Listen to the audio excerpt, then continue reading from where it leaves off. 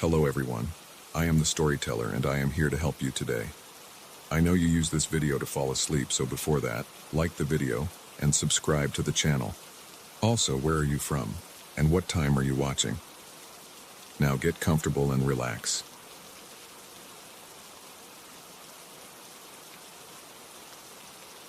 I moved into this house 3 weeks ago. I'd never heard weird noises in the middle of the night before. I'd never worried about a single helium balloon shifting places on its own. Now I can't get either of those things out of my mind. Every evening I catch myself looking up at the ceiling, waiting to hear that faint creak or scrape. I feel uneasy whenever I glance at the attic door in the hallway.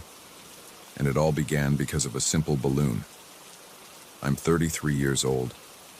My wife and I rented this old 2-story house because it had enough space and the rent was cheap. The building has a narrow driveway on the side, chipped paint on the front porch, and some old shingles on the roof that look like they've seen better days.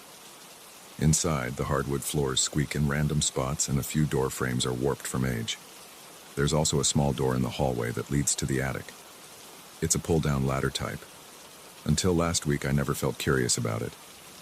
It's cramped, dusty, and I never had any reason to go up there. I figured we'd store a few holiday decorations in that space eventually, but I kept putting it off. We just moved in, and we have a lot of other boxes to unpack. My wife is usually the organized one.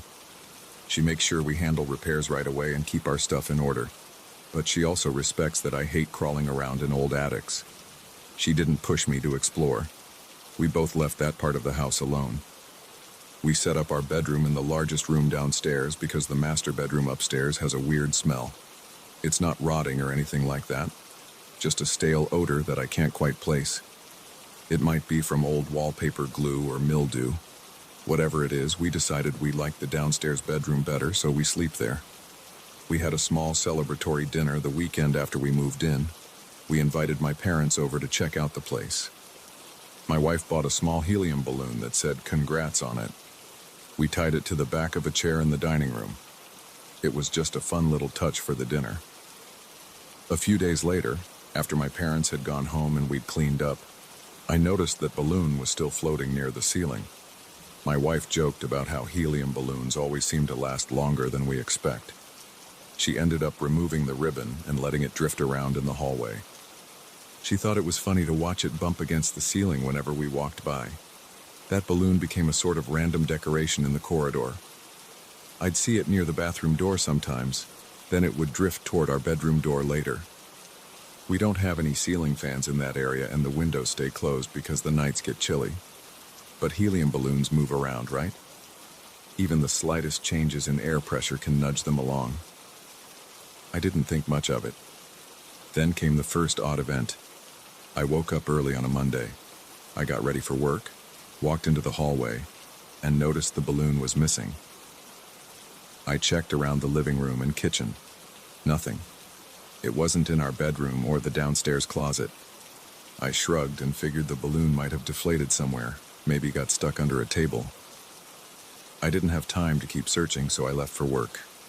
That evening when I got home, I was in a rush to get dinner started. I didn't even remember the balloon until later. I was taking some stuff upstairs to put in the spare bedroom. When I got up there, I saw that attic door in the hallway. I paused. Something felt off, but I couldn't put my finger on it.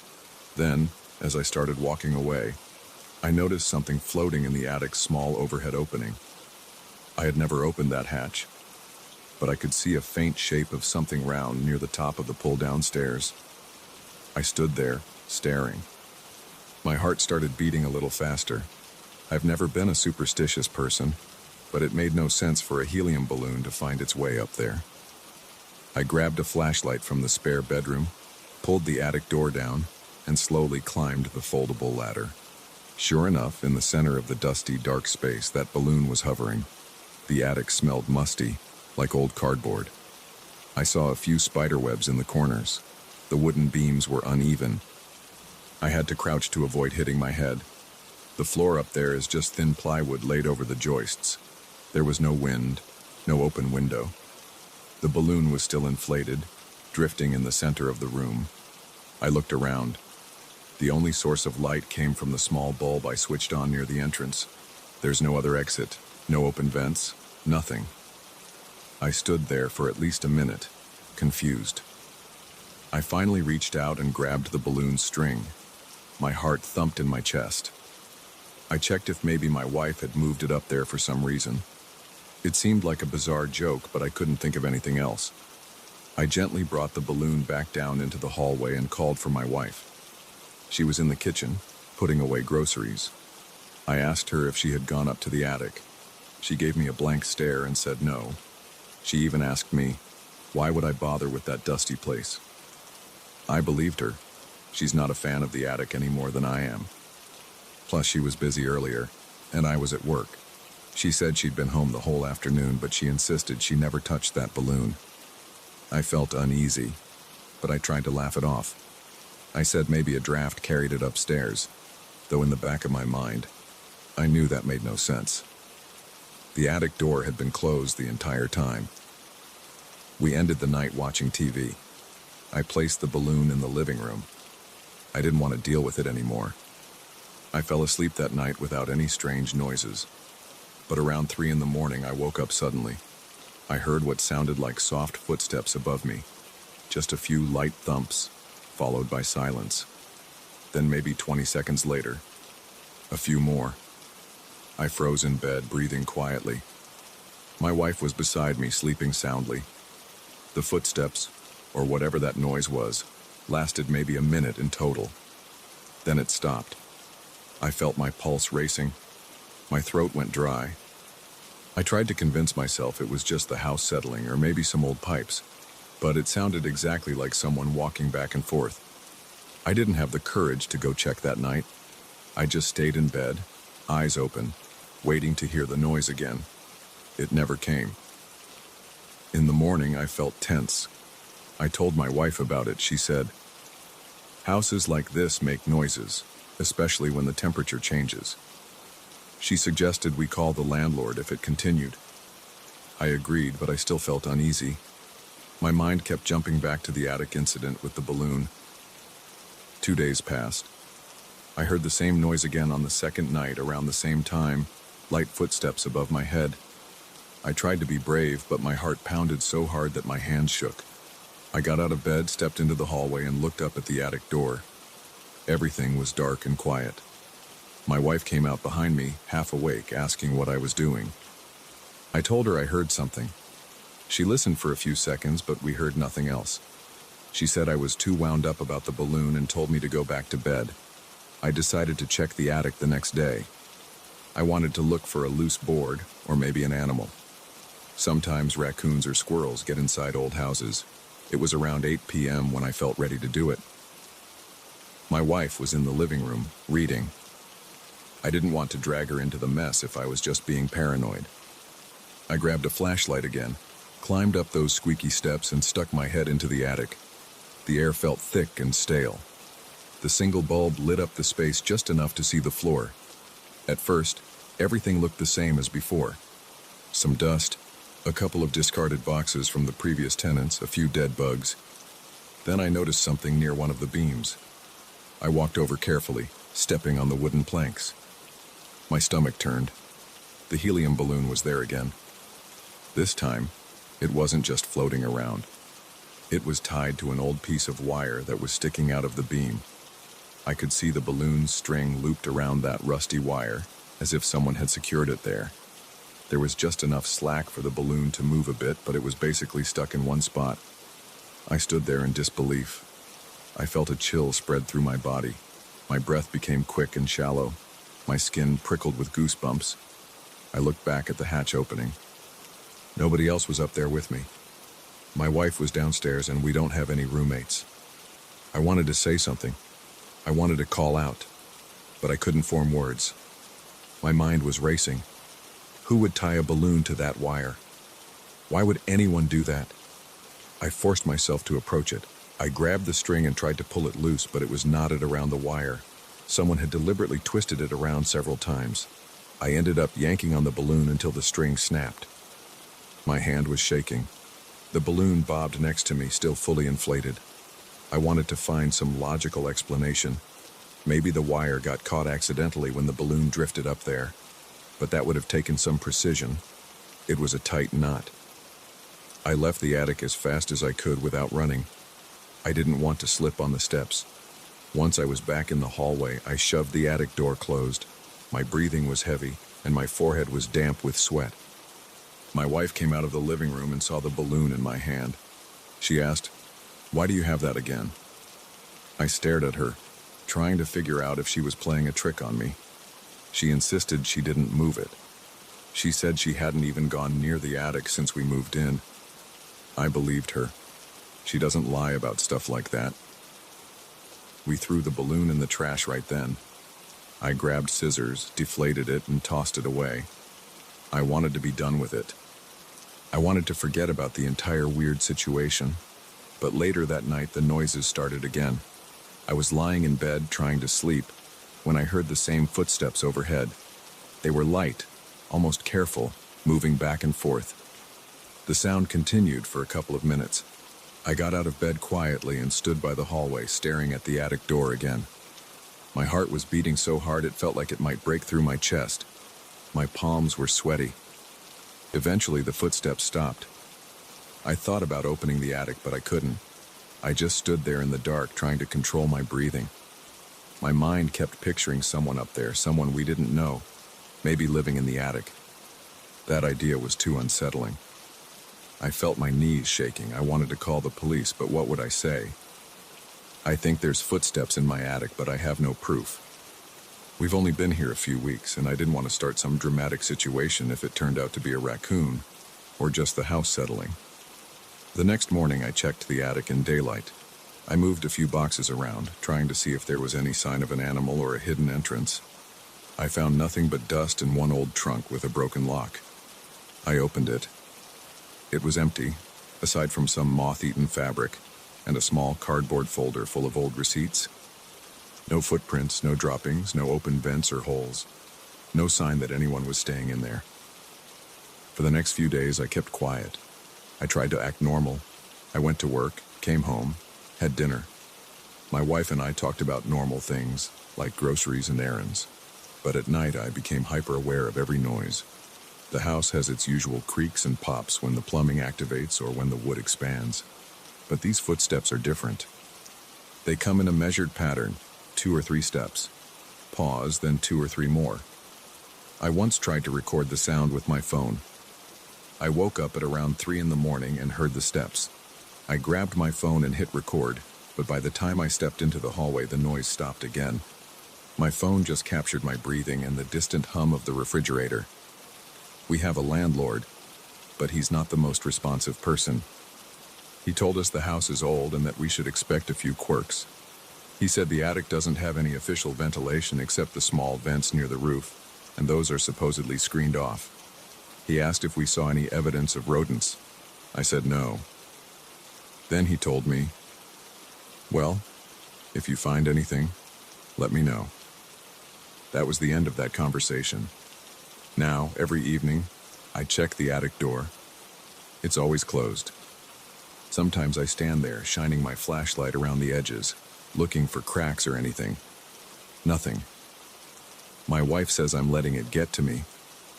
Maybe I am, but I can't shake the feeling that something's wrong up there. I tried to ignore it, but last night, I heard the footsteps again, clear as day.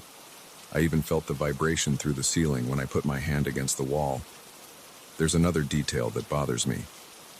I'm sure I closed the trunk in the attic properly after I searched it. Yesterday, I went back up to see if anything had changed, and the trunk was open. The lid was raised all the way up. The receipts and the fabric inside looked disturbed, like someone had rifled through them. I'm not imagining that. I know what I saw. I keep wondering if there's a simple explanation. Maybe there's some mechanical piece in the roof that's vibrating or shifting. But that balloon incident keeps coming to mind. The balloon was moved to the attic twice and then tied to that wire. That's not the kind of thing a creaky pipe would do.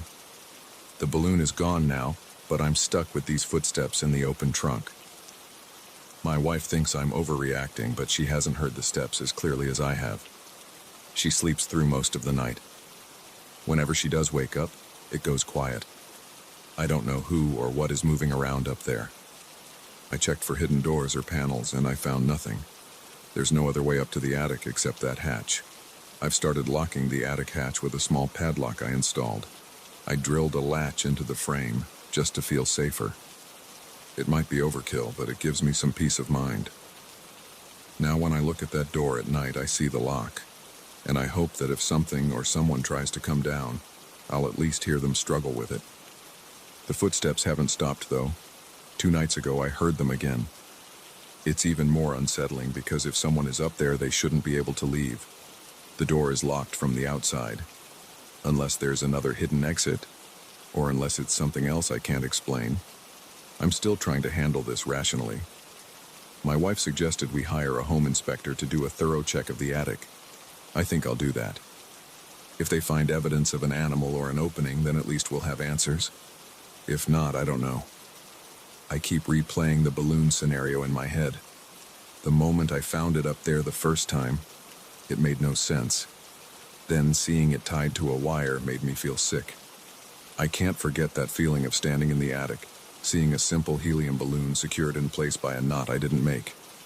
At this point, we're considering moving out when our short-term lease is up. This house has too many strange things going on. The rent was cheap, but I don't think it's worth the stress.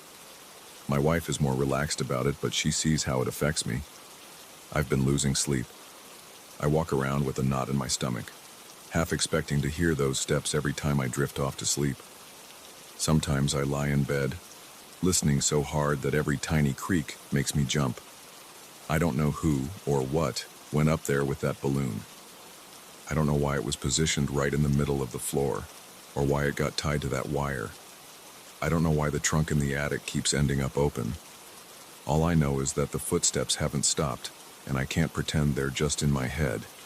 If this continues, I'll probably call a professional and have them check every inch of the attic and the roof. Maybe they'll find a gap or a hidden hatch that leads outside. I want to believe that's all it is. Until then, every night I stare at the ceiling and wait. Even when I'm exhausted, my mind refuses to shut down. I picture an intruder or some stranger living up there. Then I picture the balloon drifting on its own, moving to the attic without explanation. I can't decide which scenario is worse. For now, I'm just dealing with the situation the best I can. But I'm ready for some answers. I'm tired of feeling tense in my own home. This was supposed to be our fresh start, but instead it's become the place where I lie awake at night, listening for footsteps that may or may not belong to someone I never see.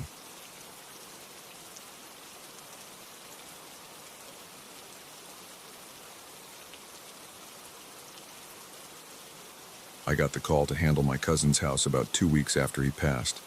My aunt handed me the keys and said, "Just make sure everything's sorted. We'll decide later what to sell."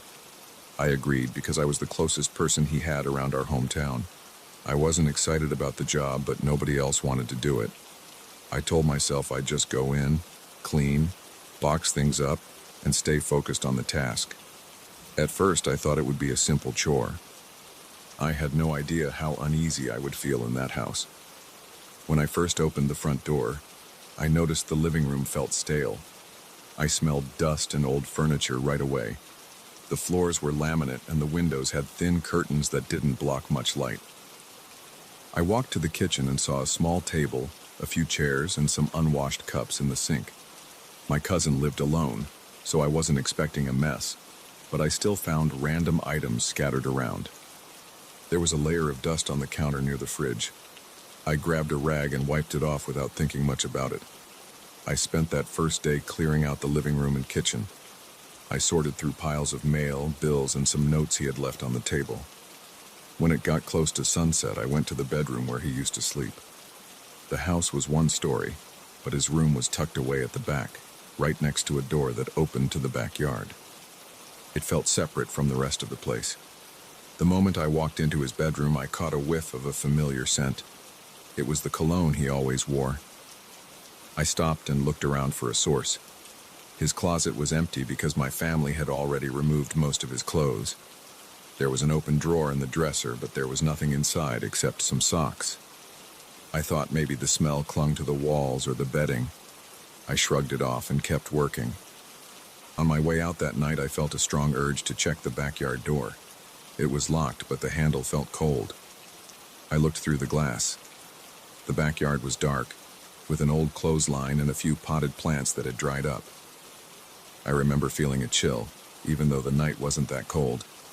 I turned off the bedroom light and left. I went back a few days later with boxes and tape, determined to finish packing up the stuff in the living room and start on the bedroom. My plan was to get in, do my work, and be gone by mid-afternoon. By late morning, I had taped up a few boxes of his books, some old DVDs, and a set of photo albums. The bedroom, though, still bothered me. That same cologne smell came back every time I walked in, and it seemed to pop up out of nowhere. I'd enter the room, smell nothing at first, and then suddenly get a strong wave of it. It vanished just as fast as it arrived. Around noon, I was standing in the bedroom with a box in my arms, trying to figure out what else to collect. I heard a loud slam behind me. It made my shoulders tense up. I spun around and saw the backyard door shaking. The doorknob rattled for a second like someone was banging on it from outside. I put the box down and rushed over. I pressed my ear to the door. I didn't hear anything except my own breathing. I flung the door open. Nothing but the same empty yard. The clothesline stood there. No wind, no movement. I was on edge after that. I tried to keep busy in the house to calm my nerves. I convinced myself it must have been a draft or something with the hinges. But the windows were closed, and I hadn't felt any breeze all day. Still, I tried to ignore it and moved on. I sealed another box and brought it to the living room. Then I did a second sweep of the kitchen to look for anything worth keeping. While sorting old pans and plates, I kept glancing toward the bedroom door, half expecting it to slam or something else to happen. When evening came, I locked up and went home. That night, I slept restlessly. At about 3 a.m, I had a short, vivid dream. My cousin was standing in the bedroom next to the open closet. He looked at me and said, "Take care in there, watch yourself." I jolted awake, heart pounding. My shirt was damp from sweat. I realized my breathing was shallow and I felt my stomach tighten. I tried to shake it off, telling myself it was just stress from dealing with his belongings. I laid awake for at least an hour, though, replaying his words in my head. The next day, I arrived at the house with the dream fresh in my mind. I tried to act normal, but I felt an anxious twist in my gut the entire time. I walked in and immediately checked the bedroom doorknob. It was fine. I flicked on the light. Nothing unusual. The cologne smell wasn't there at first. I started boxing up some old papers from his desk. Most were receipts or letters. At one point, I found a stack of greeting cards he never opened. I set those aside. About an hour later, I stood by the closet. I pulled the door open and spotted a few coats hanging, things the family must have missed. I reached in to grab them and I froze. The cologne scent hit me hard. It was so strong it made my eyes water. I dropped the coats on the floor and stepped back. I felt a cold sweat break out on my forehead. I wondered if there was a bottle of the stuff hidden in the closet. I checked the top shelf, the floor, behind the coats. Nothing. I picked up the coats, quickly shoved them into a box and taped it shut. My hands were shaking and my throat felt tight. I wanted to leave right then, but I still had more to pack. I made a deal with myself. Finish this room, then go. I glanced at the backyard door. I kept expecting it to shake or slam again. I walked over and tested the knob. It was solid. No movement. I stared through the glass. The backyard was silent. When I finally finished boxing up the clothes and random items, I stacked the boxes in the living room. I decided to mop the bedroom floor to get rid of dust and footprints. I filled a bucket with water in the kitchen. While mopping, I noticed the baseboards needed a wipe down. I crouched near the door that led outside, scrubbing a bit of dirt. At that moment, I heard a soft knock on the other side of the door. It wasn't loud or forceful, just 2 light taps. I froze in place, holding the wet rag. I tried to breathe as quietly as possible. The knock came again, 2 taps. I slowly stood up and put my hand on the knob. My heart was pounding. I opened the door. Nobody was there. I stepped outside onto the small cement step. The yard looked empty.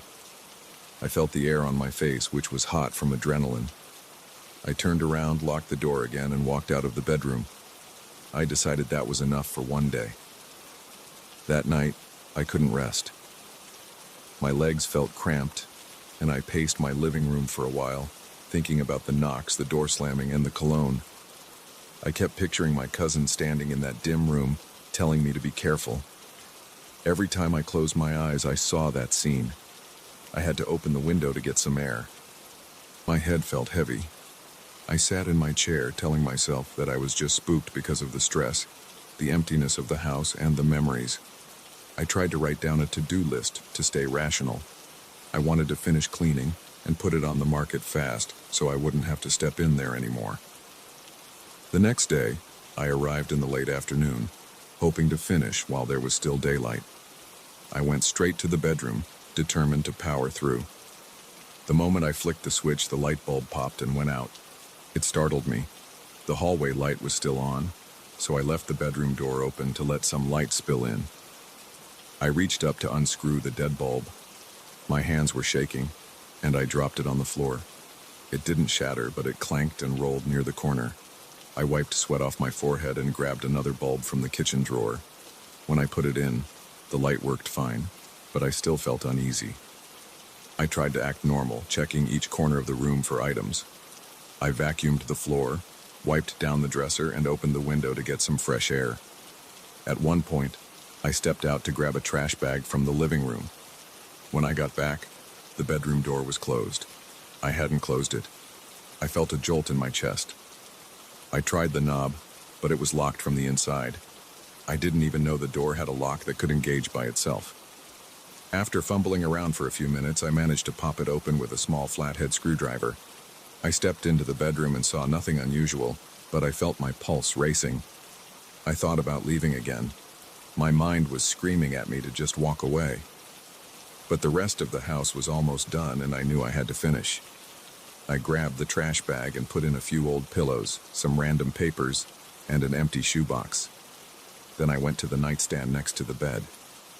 I opened the top drawer. Inside there was a notebook, a pen, and a small pocket knife. I picked them up, and underneath was a small envelope with my name on it. I froze. It was my cousin's handwriting. I turned it over. It wasn't sealed, but it was tucked inside the drawer like he left it there on purpose. My mouth went dry. I wasn't sure if I should open it. I slipped it into my jacket pocket and decided I'd read it at home. I wrapped up my cleaning, took out the last trash bag, and locked every door. As I stood in front of the house, I stared at the windows. I felt like someone was watching me, but I couldn't see anything inside. I shook my head, got in my car, and drove away. On the way home, I kept touching the envelope in my pocket. I stopped for a soda at a gas station, hoping to calm down. The clerk asked if I was okay. I guess I looked shaken. I mumbled something about being tired. When I got home, I sat at my table and pulled out the envelope. Inside was a short note. It said, "If you're reading this, you're probably helping out like you always do. Thanks for looking after my things. Be careful in the house. I've been feeling strange vibes there lately. I don't know what it is, but watch yourself." That was it. No signature, no explanation. I leaned back in my chair, hands trembling. I felt tears welling up, but I forced myself to breathe slowly. My cousin had felt something was off in that place even before he passed. That explained his warning in my dream. Over the next week, I pushed through the rest of the cleanup. I tried not to linger in the bedroom. Every time I smelled the cologne or heard a creak, I forced myself to stay calm. I kept the windows open, hoping to chase away whatever was causing that thick atmosphere. Nothing else slammed or locked unexpectedly, but I still felt on edge. Finally, on my last day, I walked through each room, double-checking the closets and drawers. I labeled the boxes for storage or donation. The bedroom was the last place I checked. I went in, and it felt cooler than the rest of the house. I looked at the door to the backyard. I noticed it was unlocked, which was strange because I was sure I locked it before. I reached out, turned the lock, and pulled the door open one last time. The yard was empty and quiet. No movement, no sound. I closed it, locked it again, and stepped back. That's when I caught one final wave of that cologne smell. It was faint but unmistakable. My stomach twisted and I felt a prickle on the back of my neck. I said out loud, "I'm done here. I'll be careful." Then I left. I haven't been back since. My family is putting the house on the market. I told them I'd give them the keys and let the realtor show it. I can't explain everything that happened. I only know that I felt my cousin's presence in that bedroom, or maybe something tied to him. Every time I smelled that cologne, it felt like a warning or a reminder. I'm just glad I got through it. I hope whoever ends up in that house feels at ease, but I doubt I'll ever step foot in that bedroom again. I still think about the door slamming, the rattling handle, and the nights I dreamed of my cousin telling me to watch myself. I don't want any more surprises. If there's something else in that place, I'll let it stay there. I'm done.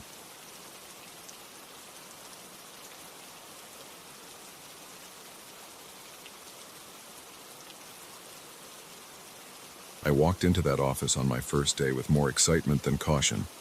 I'd signed the lease a week before, packed my desk supplies, set up my laptop, and checked the light fixtures. Everything seemed normal. The space had a slight odor of old paint, but I didn't think twice about it. My plan was simple: build my own accounting business, handle local clients, and stay focused on my goals. I didn't care about the history of the place. I only wanted to create a stable environment for my work. The day I got the keys, I noticed a large built-in closet with an old wooden door and a tarnished lock. I glanced at it, opened and closed it once, and then moved on. It felt like an unremarkable detail. I had no idea it would become the center of my concerns. I'm a straightforward guy. I handle numbers. I rely on logic. So when small things started happening, I chalked them up to my own stress. A few days in, I walked into the office on a Tuesday morning and saw that the closet door was cracked open. I remembered closing it before I left, but it wasn't a big deal. I figured I had forgotten. I pushed it shut and locked it out of habit, even though I had no reason to lock it. Then I sat down at my desk, powered up my laptop, and started checking emails. Within a few hours, I was buried in work, not thinking about the closet at all. Around lunchtime, I decided to go out for a quick sandwich. When I returned, I saw the door was open again. Not fully open, just a few inches. The lock was hanging loose, like someone had turned the key. I went inside and put my hand on the knob. It felt cool. The wood around it had small cracks, as if someone had forced it multiple times over the years. I stared at the old lock, but I couldn't see anything unusual. There was no scratch or sign of forced entry. I closed it gently and decided to ignore it. For the rest of that day, I worked without any distractions. When I left in the evening, I double-checked the door. It was shut. I even jiggled the handle a bit. It stayed locked, so I shrugged it off and headed home.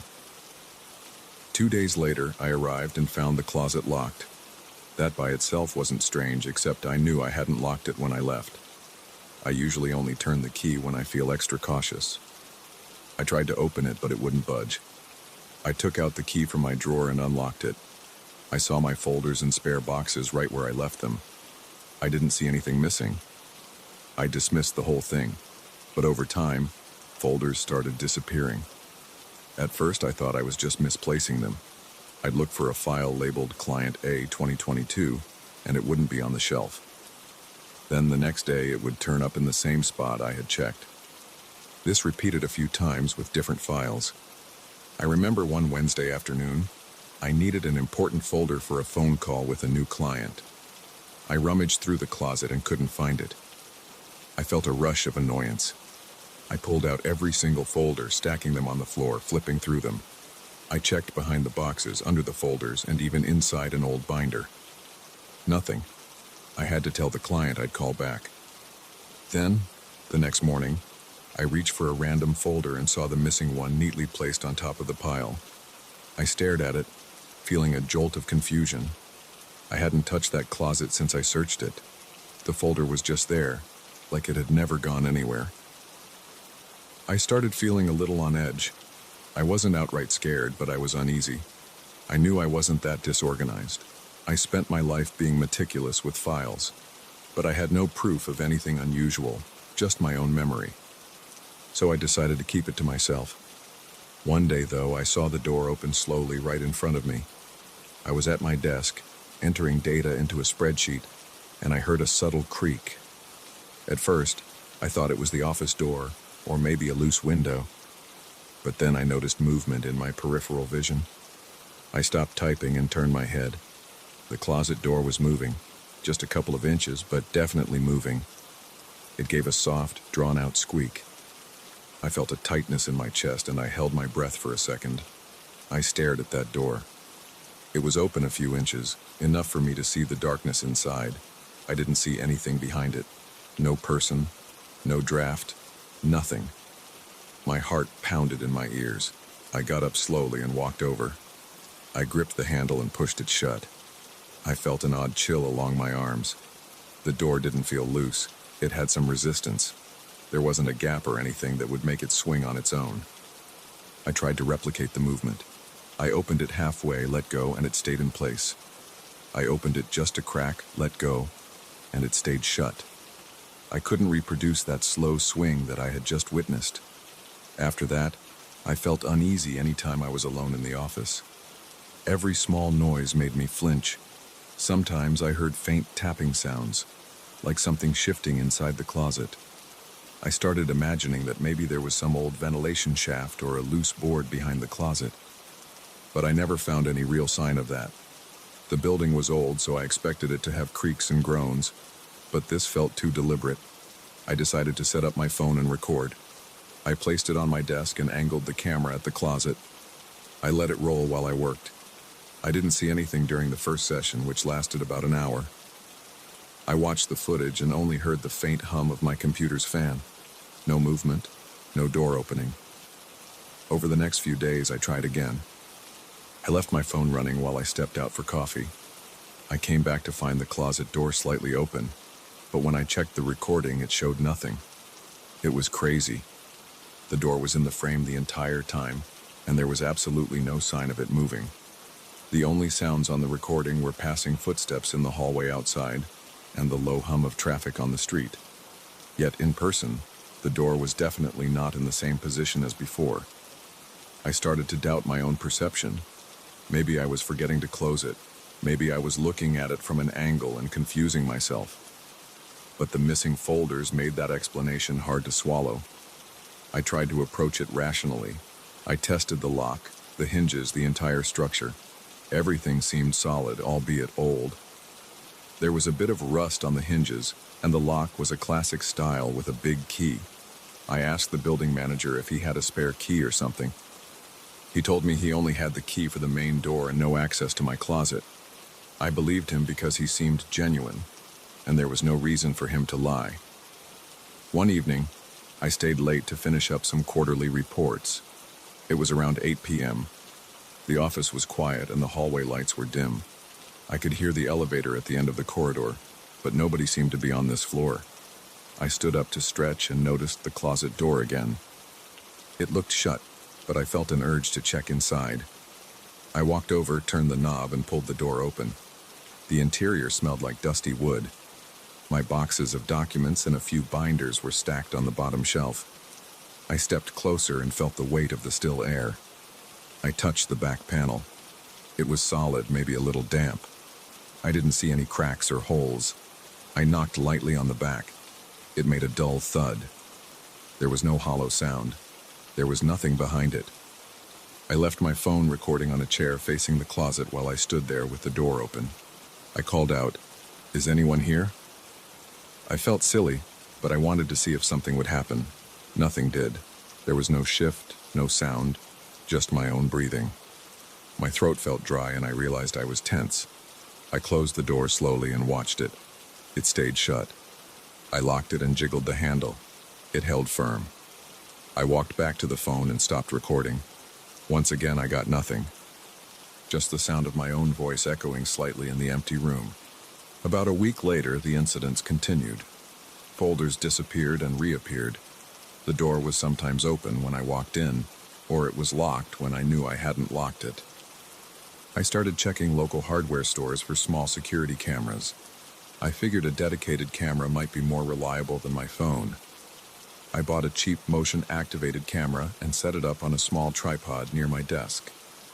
I aimed it right at the closet, making sure the entire door was in frame. Then I went about my business.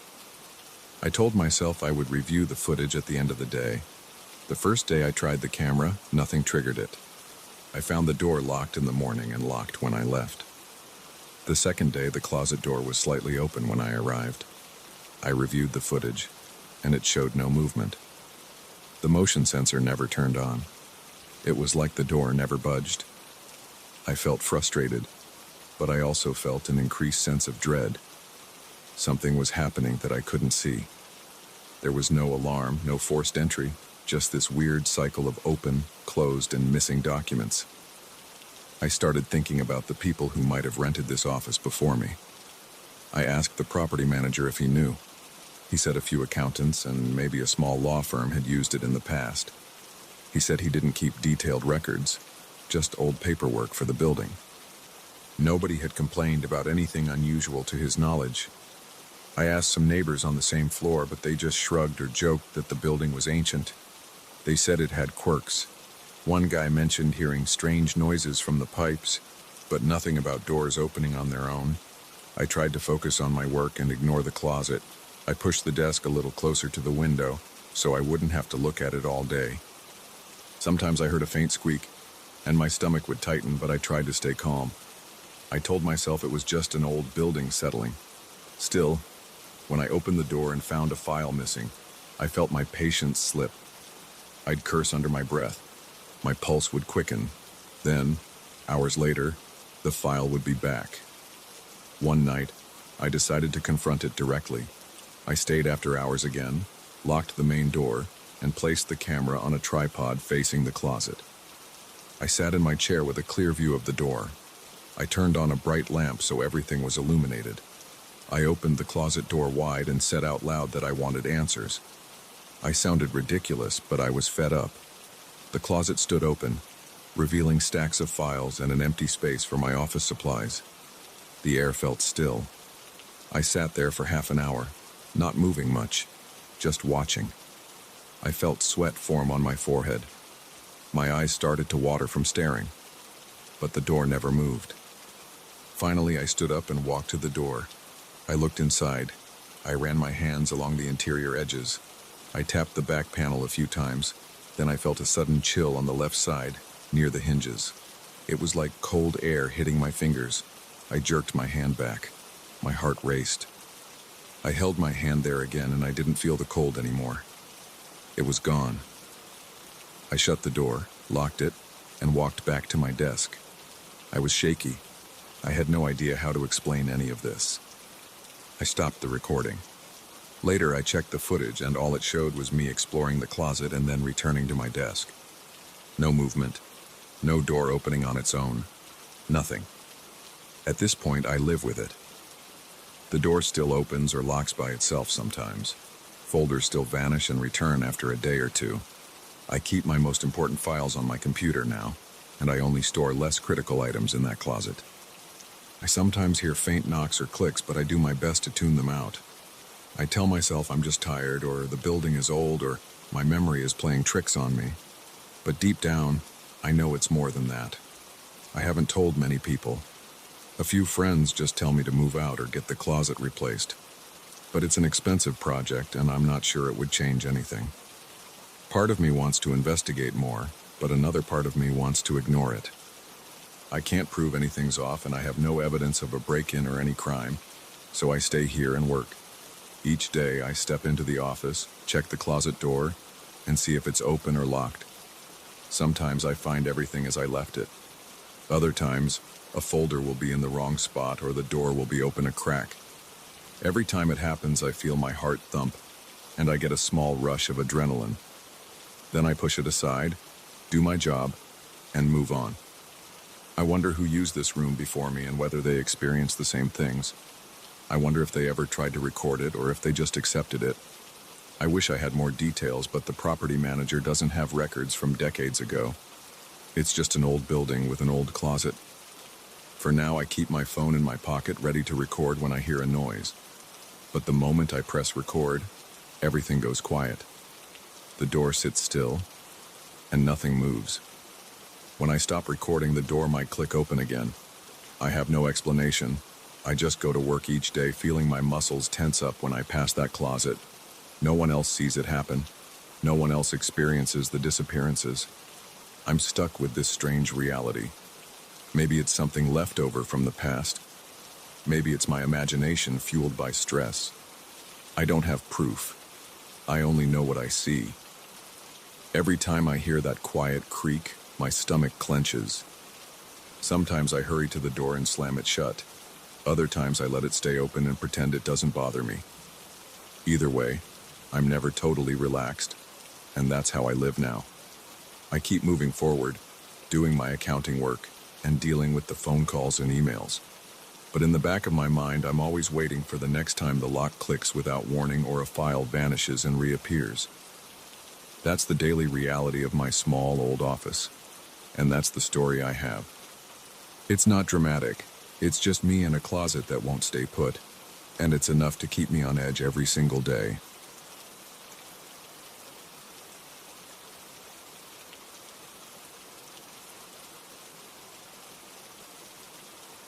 I'm not the kind of guy who scares easily, but these last few weeks have tested my nerves in ways I've never experienced.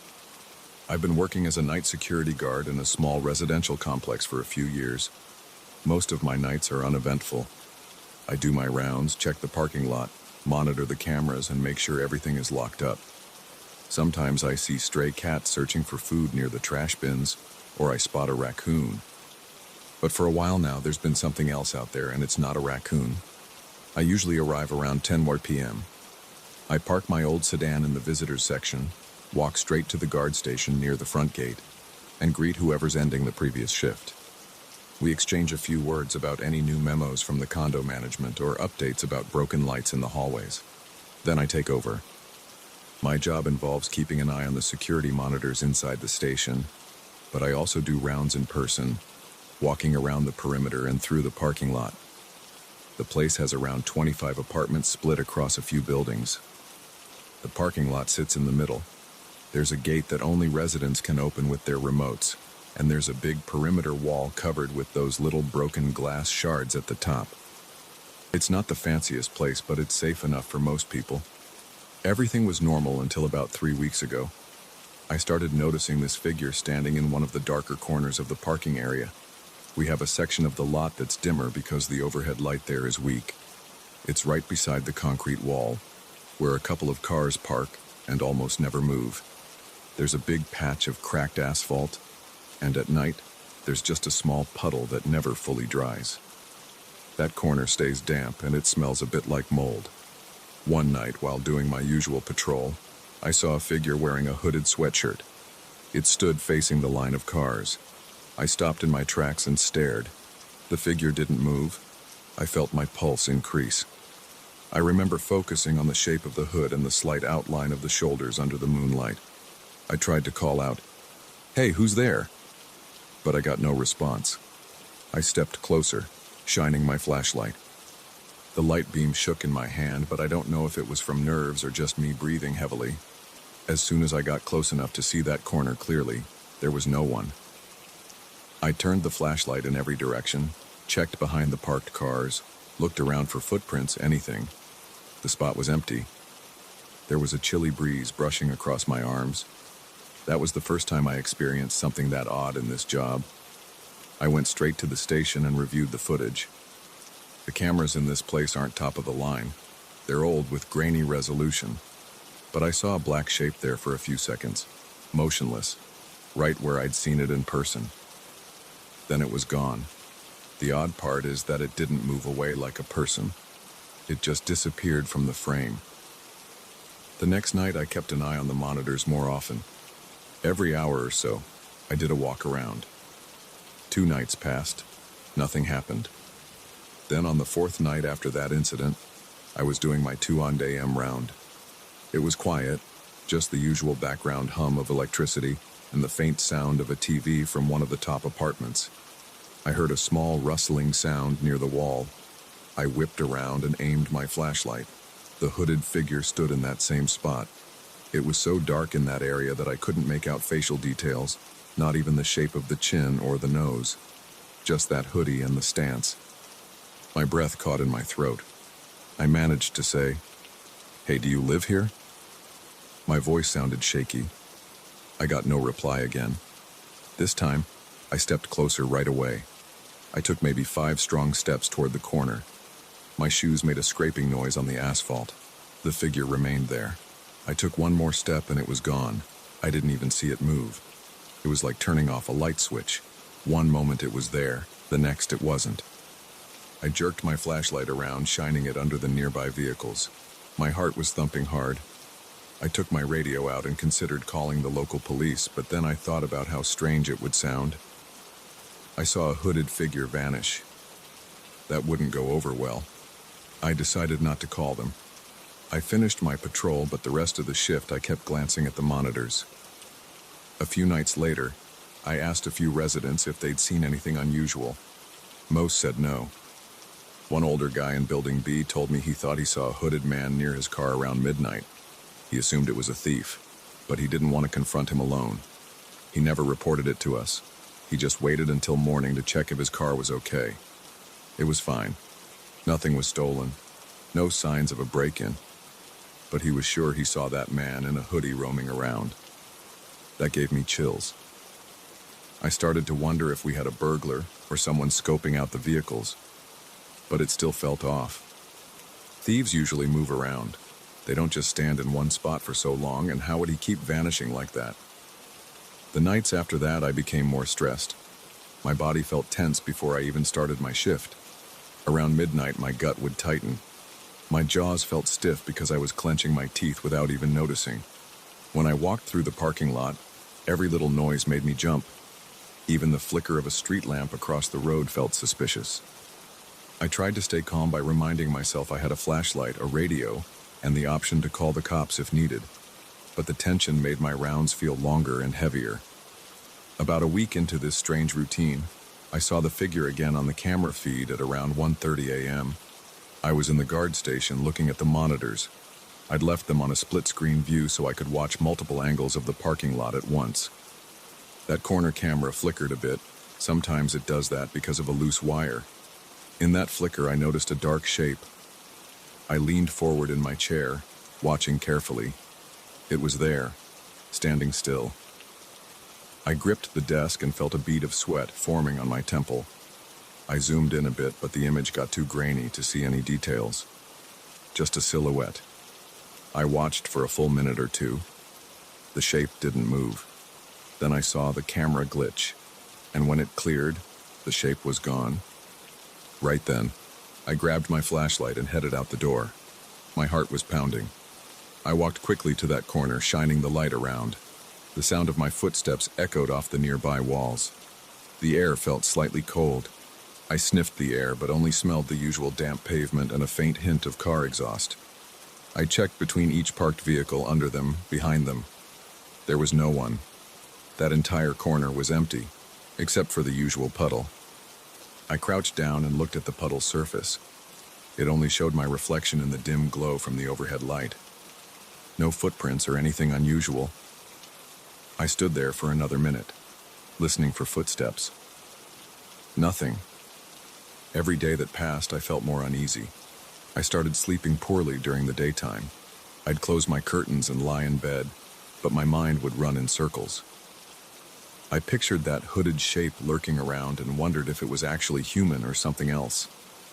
I got up, splashed water on my face, drank some coffee, tried to calm down. But by the time my next shift started, I was on edge again. It turned into a cycle of tense nights and fitful days. I brought it up with the condo manager. He's a short guy, balding, always wearing a collared shirt tucked into his slacks. I told him we might have a trespasser. I mentioned the camera footage and my personal encounters. He seemed concerned at first, but when I showed him the recordings, he just shook his head and said, "That could be a glitch, or maybe some kid messing around. Keep an eye out, but let me know if it escalates." I asked for better lights in that corner.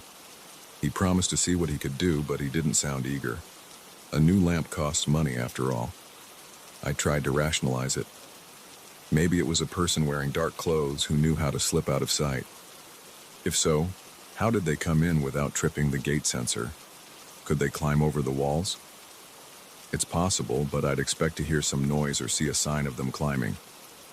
I thought about the idea of the figure being a resident who liked to walk around at night. But why hide? Why vanish so fast? And the old man's story about the hooded man near his vehicle matched my sightings.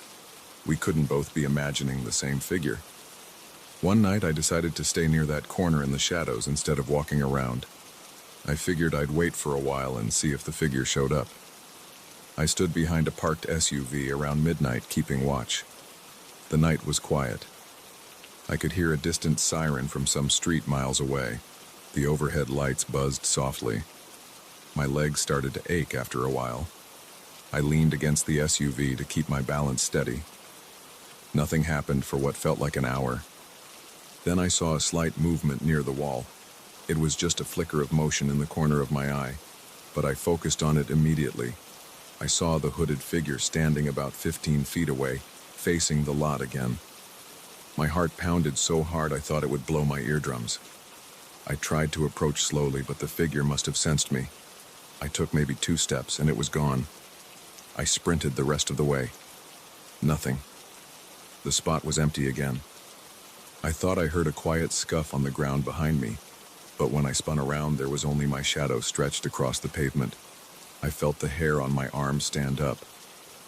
That same night, around 3 a.m., I was inside the guard station. I heard what sounded like footsteps on the gravel path that runs beside the building. I snatched my flashlight and opened the door. The footsteps stopped. I stepped outside, looked around, saw no one. My breath was shaky. I walked around that side of the building, shining the light across the shrubs. I saw nothing out of place. No movement, no rustling of leaves, just the faint flicker of the parking lot light. By then, I felt sweat on my forehead. My uniform shirt stuck to my back. When my shift ended at 6 a.m., I was exhausted and jumpy. The next day, I tried to talk with some of the other guards who worked during the day. They hadn't seen anything strange, but they also said they mostly stay at the guard station, letting residents in and out. They rarely walk around the lot in daylight because it's not really necessary. One of them joked, "Maybe you need to get more sleep." I tried to laugh it off, but the tension in my shoulders never left. A few nights later, around 2:45 a.m., I caught another glimpse on the camera feed. Same corner, same hooded silhouette. This time the shape seemed a little taller than usual, but it might have been the angle. I grabbed my flashlight, rushed out of the station, and power walked to the spot. My legs felt shaky. When I turned the corner, I saw the hooded figure from behind. It was the first time I'd seen its back. The hoodie was dark gray or black. It looked worn, maybe old. I saw the figure's shoulders rise and fall like it was breathing. I shouted, "Stop!" It turned its head slightly, but I still couldn't see a face. Then it bolted. I swear I heard the scuff of shoes on the asphalt. I chased after it for a few steps, but it rounded the corner of a parked car. When I reached that car, there was no one behind it. There wasn't even time for a real person to hide. I stared at the empty space, panting, hands on my knees. The wind was still. No doors opened. No gates opened. Nothing. I kept the flashlight pointed out, scanning the area. I felt my stomach twist. My arms tingled with pins and needles. I looked up at the building windows. Most were dark. I saw 1 or 2 lights on, but no silhouettes of anyone watching. The place felt deserted except for me. I pulled out my phone and thought about calling the manager, but it was nearly 3 a.m. And what would I say that I hadn't already told him? I just went back to the station, sat in my chair, and tried to calm down. As the nights wore on, I sensed the figure more frequently, even if I didn't always see it. Sometimes I'd feel a strange pressure in the air. My neck would prickle, like someone was watching me. I started checking the cameras every few minutes. I walked the lot more often, too. My shifts felt twice as long. I became edgy around little noises, the creaking of a nearby gate, or the pop of the overhead bulbs. The security job I once found peaceful turned into a source of constant anxiety. One night, the old man in Building B came by the guard station around 11 p.m. He said he'd seen the hooded man again by his car about an hour ago. He asked me if anyone else had complained. I told him no one else reported it, but I'd seen the figure on camera. I admitted I couldn't figure out who or what it was. He just nodded and said, "I don't like this. I feel uneasy." I understood. I felt uneasy too. He went back to his apartment and I sat there thinking about how this wouldn't go away on its own. I wanted to get a better look at that face, but every time I got close, the figure vanished. By now, it's been almost a month since the first sighting. The figure still appears in that dark corner, though not every night. Sometimes I'll go a few days without seeing it. Then it shows up again, standing motionless, staring in the direction of the parked cars, or walking between them. When it appears, it doesn't run around messing with anything. It doesn't break windows or slash tires. It just stands or moves quietly. But it's enough to make me dread my rounds. I keep hoping for a moment when I can catch it clearly on camera or confront it in person. But my attempts all fail. I've tried different tactics, walking the perimeter in the opposite direction, checking that corner first, using the camera's zoom function to watch for longer. Nothing helps. The figure shows up when it wants and it leaves no trace. No footprints, no items left behind. It just leaves me with that pounding in my chest and a sense of uncertainty that follows me even after my shift ends. I've reached a point where I'm expecting something to happen next. Maybe it's a trickster or a person with some weird intention. Maybe it's something beyond my understanding. But I know that every time I step into that parking lot at night, my eyes go straight to that corner. My hand grips the flashlight a little tighter. My breath gets shallow. My ears strain for any sound of shuffling feet. It feels like a standoff, except I don't even know who or what I'm facing. It's a presence that refuses to be pinned down. I don't involve the police because I have no solid evidence of a crime. The manager isn't too eager to bring them in either. The best I can do is keep watch. The older resident from Building B is nervous, but no one else has come forward with more than passing remarks. Some people laugh it off, calling it a phantom thief. But I'm not laughing. Each night, I wonder if I'll finally see the figure up close, see its face, or get some explanation. The tension sits in my stomach like a heavy stone, and every shift feels like I'm walking on a thin line between calm and panic. It's almost morning now. I'm finishing another shift, and I saw that hooded shape about an hour ago on the monitor. Same corner, same vanishing act. My nerves are shot. My hands are still shaking a bit. I've got about 15 more minutes before the day guard arrives. When I get home, I'll try to sleep, but I'll probably lie in bed staring at the ceiling. Tomorrow night, I'll come back here again, and I'll patrol the lot. I'll check the cameras. I'll keep my flashlight ready. And I'll wait for that hooded figure to appear again, half hoping this time I'll find some kind of answer. So far, all I have are questions, and each new sighting just adds to the pile.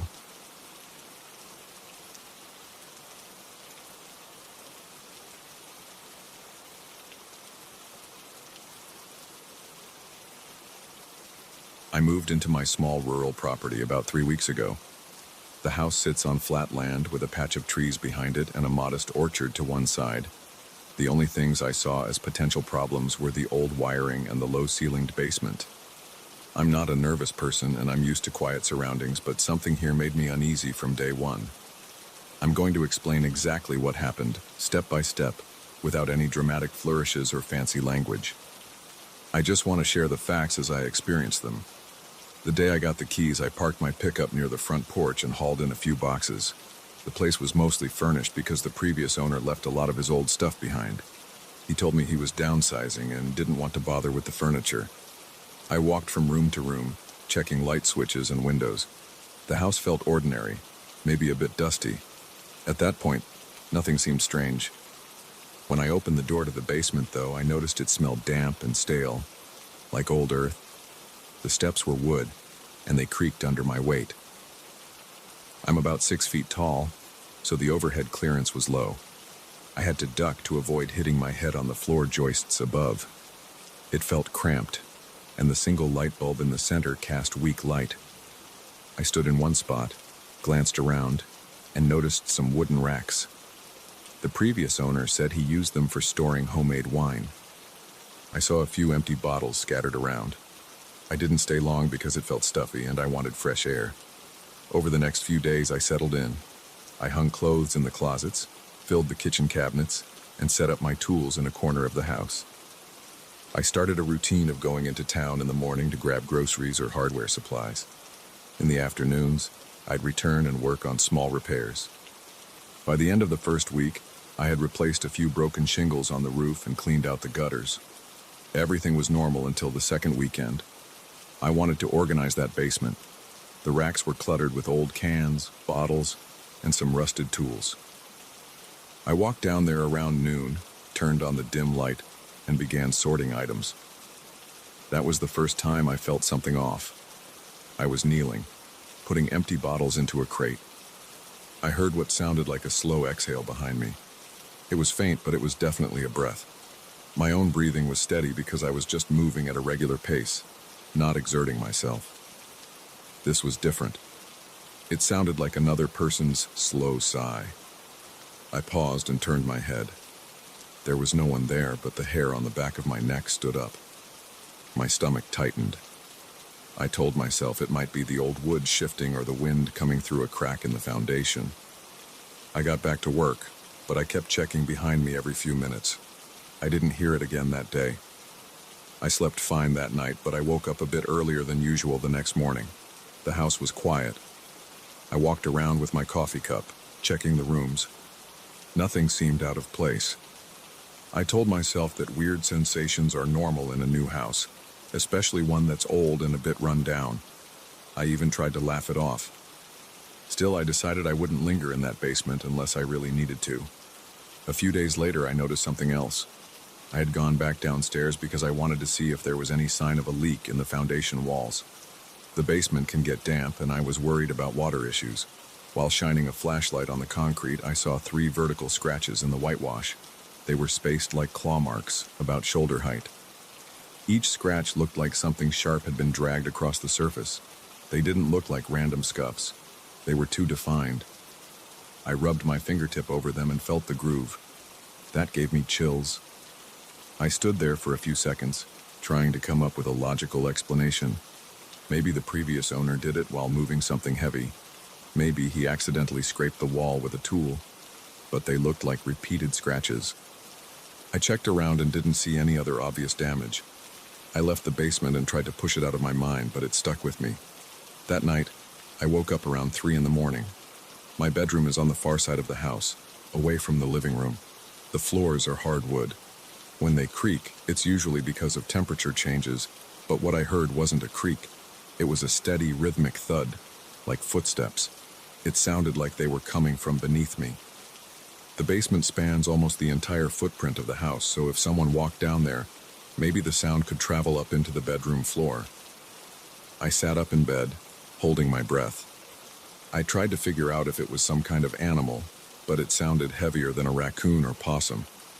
I listened for almost half a minute. The footsteps were slow, then they stopped.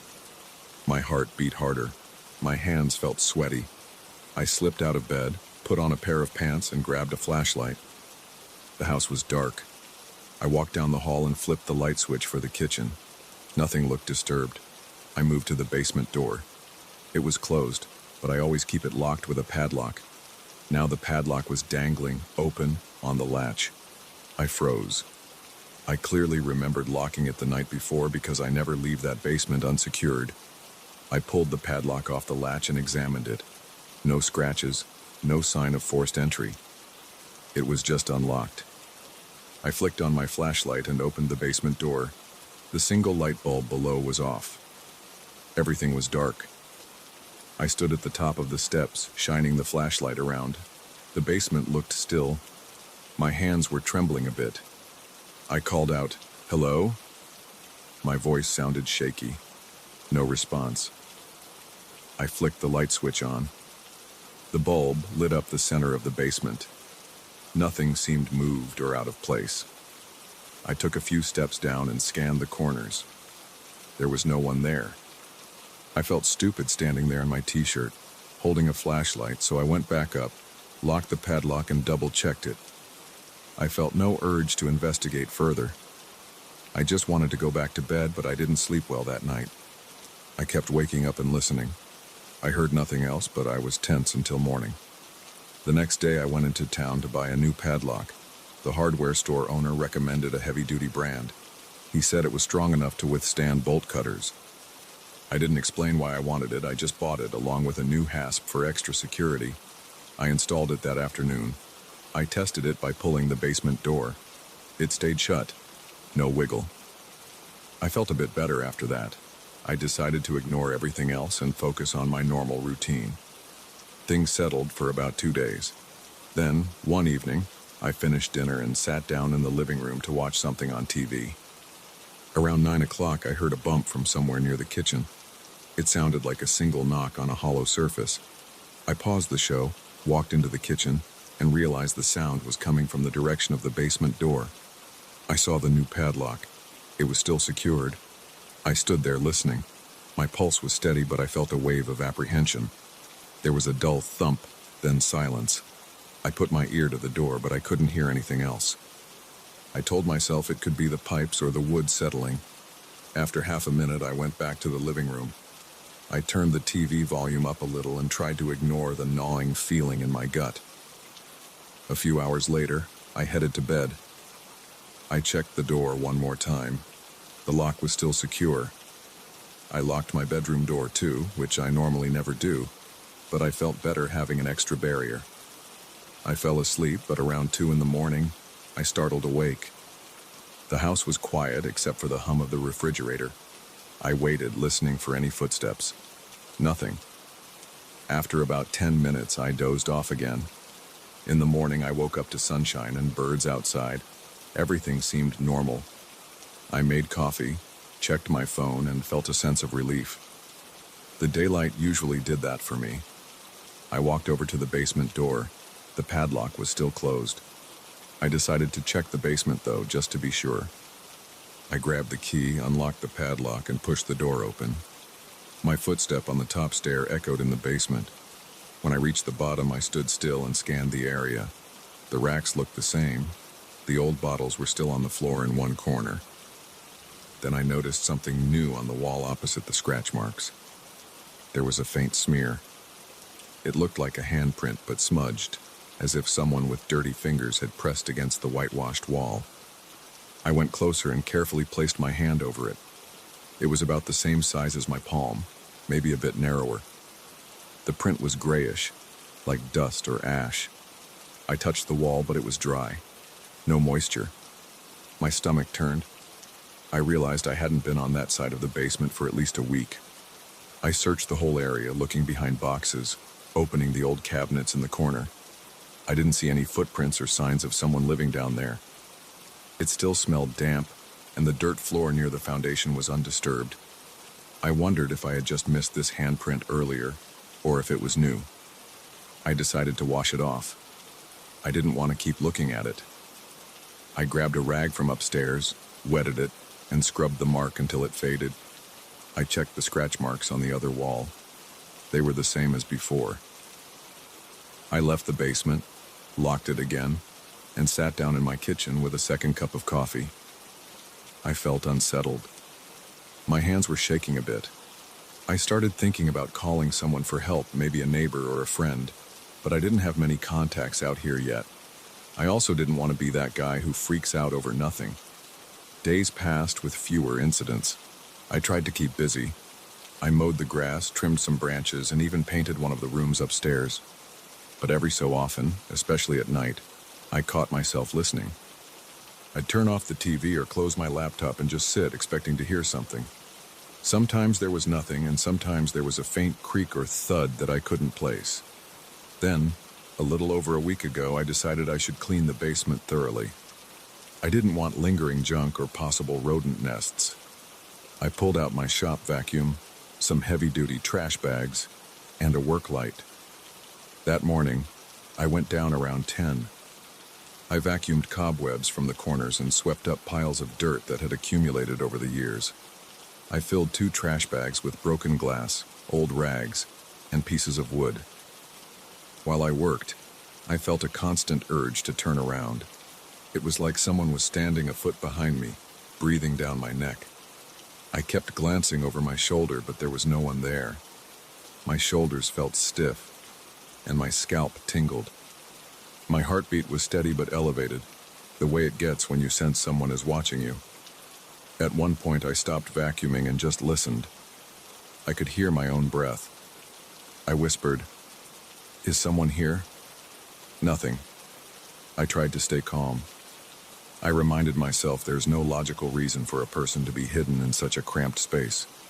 There's nowhere to hide. I finished cleaning, took the trash bags up, and closed the door.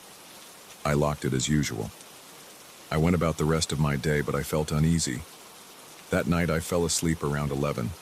I woke around 4 in the morning to a sound I recognized as footsteps again. This time, it was louder and more distinct, like slow, deliberate steps. Then I heard a soft thud, as if the basement door was lightly bumped. My heart started pounding. I sat up and turned on the bedside lamp. I listened. The next noise was the squeak of hinges. It sounded like the basement door opening. I got out of bed as quietly as I could. My heart was hammering. I grabbed a baseball bat from the closet. My mouth felt dry, and my palms were damp. I walked to my bedroom door, opened it a crack, and peeked into the hallway. It was dark except for the faint glow of the kitchen nightlight. I stood there for about a minute, expecting to see someone step around the corner. Nothing happened. I moved slowly down the hall. I reached the kitchen. The basement door was slightly ajar. The new padlock lay on the floor, open, with no visible damage. That's when my chest tightened. I could feel my pulse in my neck. I crept forward and nudged the door. The basement was dark. I flicked on the light switch near the door, and the bulb down there lit up. It looked empty. I didn't hear movement anymore. I decided not to go down. I closed the door, slid the padlock back in place, and locked it. I just stood there for a moment, breathing hard. In the morning, I replaced the padlock again with yet another new one just in case. That's the situation now. I still hear sounds occasionally. I still feel watched whenever I step into that basement. There are no answers. There's no damage to the door. There's no forced entry. The locks just end up on the floor, open, with no hint of tampering.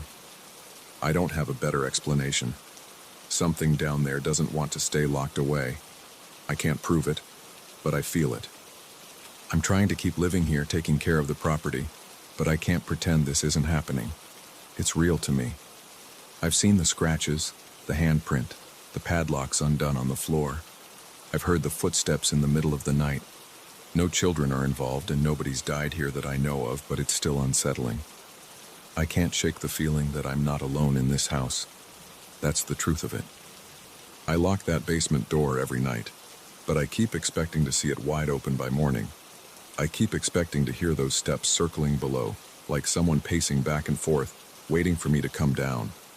And I can't say I'm ready to face whatever it is again.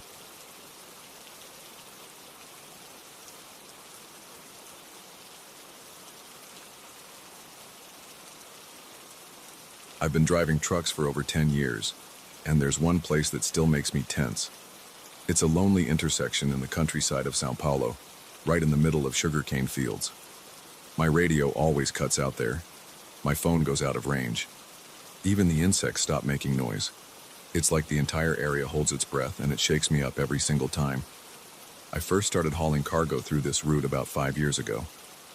It's a long stretch, mostly 2-lane roads, lots of sugarcane on both sides. Sometimes there are gaps in the cane where you can see a small house or a dirt road, but most of it is just tall green stalks. The intersection I'm talking about isn't marked on the GPS as anything special. It's just a turnoff toward a few remote farms. But I remember the first time I passed it. It was around noon, and I noticed the radio static. That alone didn't bother me. Plenty of back roads in Brazil knocked the signal out. Then my phone signal died. Again, not a huge surprise. But the weird thing was the silence around me. Usually I hear insects buzzing or birds rustling around in the cane. That day, it felt like I'd gone deaf. My ears felt plugged. I turned off my engine for a moment to see if I could hear anything outside. Nothing. Then, after I drove on, the usual sounds came back. At first, I chalked it up to normal reception issues.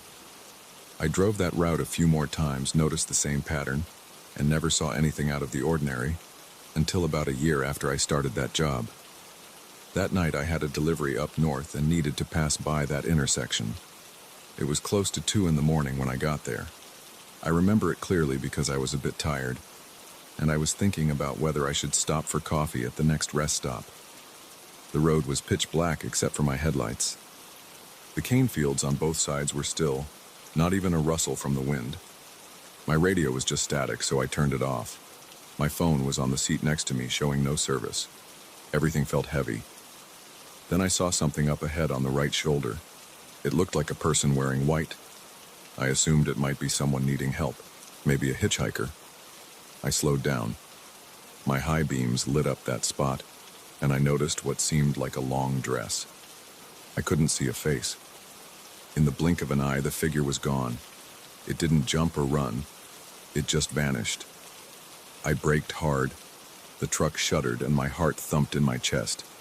I kept staring where the person had been. My eyes were tired, but I knew I saw something. I pulled over, left the engine running, and grabbed a flashlight. I walked around the side of the road. My legs felt shaky. I shined the light into the cane, expecting maybe someone had fainted or fallen. The cane leaves rustled when I pushed them aside, but I didn't see any movement deeper in. No footprints, no torn fabric, no sign of anybody. After a few minutes, I decided to get back in the truck. My hands were sweating. I sat there for a moment, trying to slow my breathing before I started driving again. That night, I couldn't get the image out of my head. I mentioned it to a friend of mine who also drives trucks in the region. He shrugged and said the roads are weird at night and sometimes the eyes play tricks. He said he'd driven that route plenty of times and never saw a thing. That made me question my own experience. Maybe I was just seeing a reflection in the cane, or maybe I was too tired. But then a few months later, I passed by that intersection again around midnight. I was more alert this time. The same silence hit me like a wall. Even my AC vent felt too loud in that moment. I kept my eyes peeled for anything on the shoulder. Right when I came up to that turn, I thought I saw movement to my left. It was so quick that I almost doubted it, but it looked like white cloth fluttering at the edge of my headlights. I clenched the wheel. I got that same jolt in my chest. The figure didn't show up in full, so I kept driving, but I felt a prickling along my neck. My skin was clammy, and my pulse pounded in my ears. I didn't stop this time. I was too scared to find out if someone was actually standing there. I didn't like it, but I convinced myself I had a schedule to keep. After that, I tried to avoid that road at night. For a while, I changed my schedule so I'd pass the intersection during the day. I told a few buddies about my experience, but nobody else reported seeing a person in white. They did mention the signal drops and the silence, but they said it was just normal for that stretch. Maybe it is, but the figure I saw didn't feel normal at all. I want to be clear. I'm not someone who buys into stories about ghosts or whatever. My job is straightforward. Pick up cargo, drive to the destination, deliver, and repeat. I handle breakdowns, weird roads, and occasionally suspicious folks near rest stops. That's part of the job, but that intersection rattled me in a way I can't ignore. There was one night, about 6 months ago, that really got under my skin. I was hauling a load of produce and I got delayed. I knew I'd hit that intersection around 3 in the morning.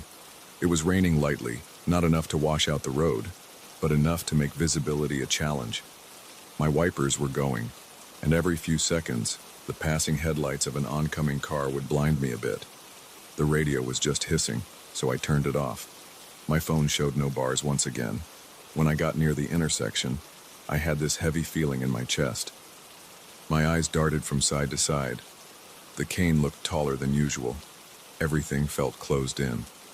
The rain tapped on the windshield, and my hands gripped the steering wheel so tight they hurt. As I approached, I saw a pale shape on the side of the road again. It was just barely visible between the raindrops and the darkness. I started to slow down. My heart hammered. My mouth went dry. At that moment, I heard a low, quiet moan. It cut through the engine noise. I swear it sounded like someone in pain or someone calling out, but I couldn't make out any words. I braked, trying to see if there was an injured person. I opened my window a crack. The sound was gone. Rain dripped onto my arm, and I shivered. I pulled over, hazard lights on, and grabbed my flashlight. The cane swayed in the drizzle. I heard water hitting leaves. I stepped off the shoulder, scanning the ground. No footprints, no broken branches, nothing. Then I heard a soft rustling behind me. I spun around, shining the flashlight. My beam landed on rows of cane plants. They moved with the wind, but I felt a knot in my stomach. My arms tingled. I didn't see any figure, but I felt watched. I rushed back to my cab and locked the door. I sat there for a minute, my heart beating fast. The interior of the truck smelled like damp cloth and sweat. My shirt stuck to my back. I forced myself to keep going. The rest of the drive that night felt like an eternity. For a week after that, I had trouble sleeping. I kept thinking about that moan. It wasn't loud, but it sounded like a person, or maybe an animal. But I've heard injured animals before, and this didn't sound like any animal I know. I told another driver about it. He suggested it might be a local worker. Maybe someone was trying to get attention. But I looked, and nobody was there. Plus, why would they vanish into thin air? Over the next few months, I spoke to locals at some of the roadside diners. A couple of them nodded like they'd heard similar stories. One guy said that Stretch has weird energy and that he never walks there at night. Another person said the radio and phone signals always go dead, so he avoids lingering. Nobody gave me a concrete explanation. Some of them teased me, saying I was spooked by shadows. Others just shrugged. I tried to find out if there was an accident or something, but no one gave me details. I didn't push too hard. The last thing I wanted was to turn my trips into a ghost hunt. I just wanted to do my job without losing my mind. Still, every time I passed that place, I braced myself. About 2 months ago, I drove through that intersection around 1 in the morning. It was another clear night. The sky was full of stars, and the moon was out. Sometimes that moonlight helps me see farther, so I was hoping it would make me less jumpy. But as soon as I got close, the radio died again. Total static. I turned it off, felt that familiar pressure in my chest, and slowed down a bit. This time, I saw movement straight ahead. It was in the middle of the intersection, not on the shoulder. I thought it might be a stray animal, so I prepared to brake. The figure was wearing white.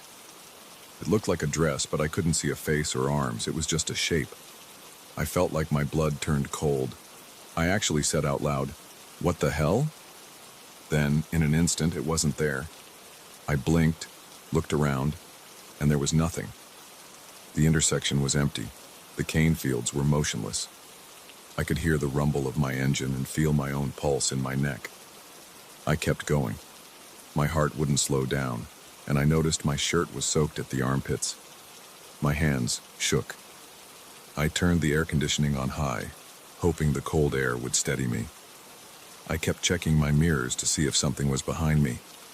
Every shadow on the road made me flinch.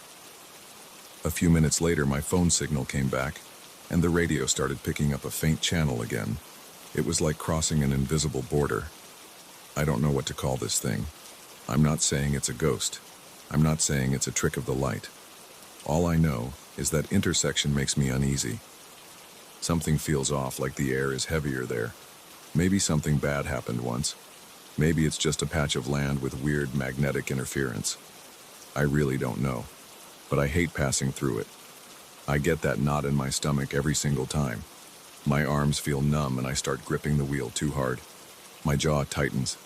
I look around, waiting to see that figure in white. 2 weeks back, I got a delivery schedule that put me at that intersection again after midnight. I tried to leave earlier, but there was traffic on the highway. By the time I got off the main road, it was already late.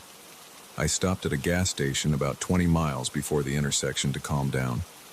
I checked my truck, got some coffee, and chatted briefly with the attendant. He said the area past the next few hills was known for weird stories. He said he heard about a figure in white too, though he had never seen it himself. I felt a chill when he mentioned that. I didn't push for more details. Eventually I got back on the road. The night was quiet. The stars were bright. The smell of sugarcane hung in the air, kind of sweet and earthy. The moment my GPS showed I was a few miles from the intersection, I turned off the radio before it had the chance to go staticky. My phone showed 1 bar, then 0, then 1 again. I slowed down, took a deep breath, and kept my eyes on the road. My palms were sweaty, and I kept wiping one hand on my pant leg while the other steadied the wheel. I passed the sign that indicates the turnoff was coming. The cane on both sides was thick, and I couldn't see past it. The road was empty.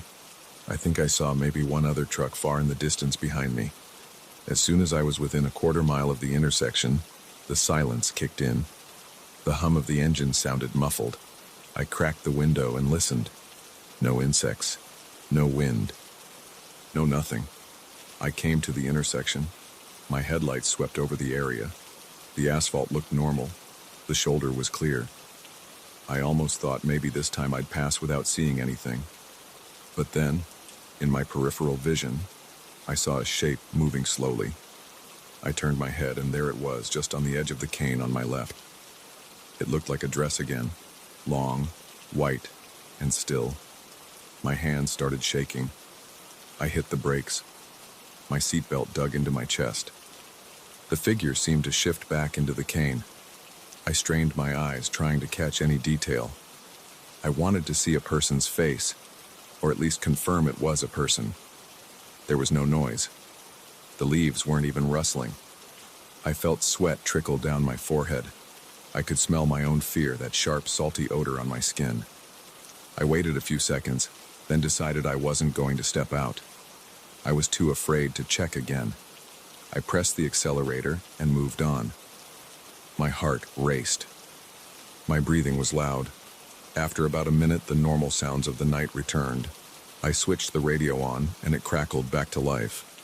My phone buzzed with a notification. I had service again. I felt a flood of relief. My arms were tense, but I tried to shake them out and keep driving. I must have checked my mirrors every 10 seconds for the next few miles. I don't pass that intersection every day, but it's part of my job. I never know what I'm going to see. Sometimes it's just silence and nothing appears. Other times I catch a glimpse of white and it sets my nerves on edge for days. I wonder if there's some unfinished business in that spot, or if it's all in my head. I just know I can't deny what I've seen. Whenever I hit that stretch, I brace myself for the weird silence, the lack of radio signal, and maybe that figure standing on the side of the road. I'm still driving. I can't quit my job because of a strange intersection. But it weighs on me. Every time I see the headlights reflecting on that turn, my stomach tightens. I don't talk about it much anymore. I just keep my eyes forward and try to get through. And that's how it's been for years now. I do my haul, pass that spot, and hope I don't see anyone in white that night. If I do, I keep driving because I'm not getting out again. I have no explanation, but I know what I felt, and it still rattles me, even after all this time.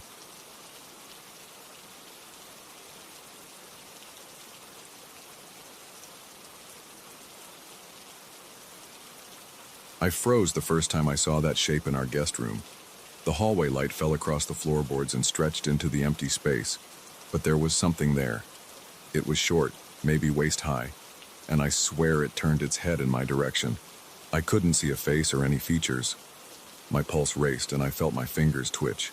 By the time I blinked, it was gone. I stood there with my hand on the doorknob, staring at nothing but a made-up bed, a chest of drawers, and an old lamp on the nightstand. The air felt colder than anywhere else in the house. I remember swallowing hard, flicking on the ceiling light, and walking in with one foot still in the hallway as if I could retreat any second. Nothing. Just that thick, silent chill, and the sound of my breath echoing off the walls. My wife and I moved into this house a year ago. We have 3 bedrooms, but only 2 of them see much use. The guest room is tucked away at the end of the hallway, right next to the bathroom.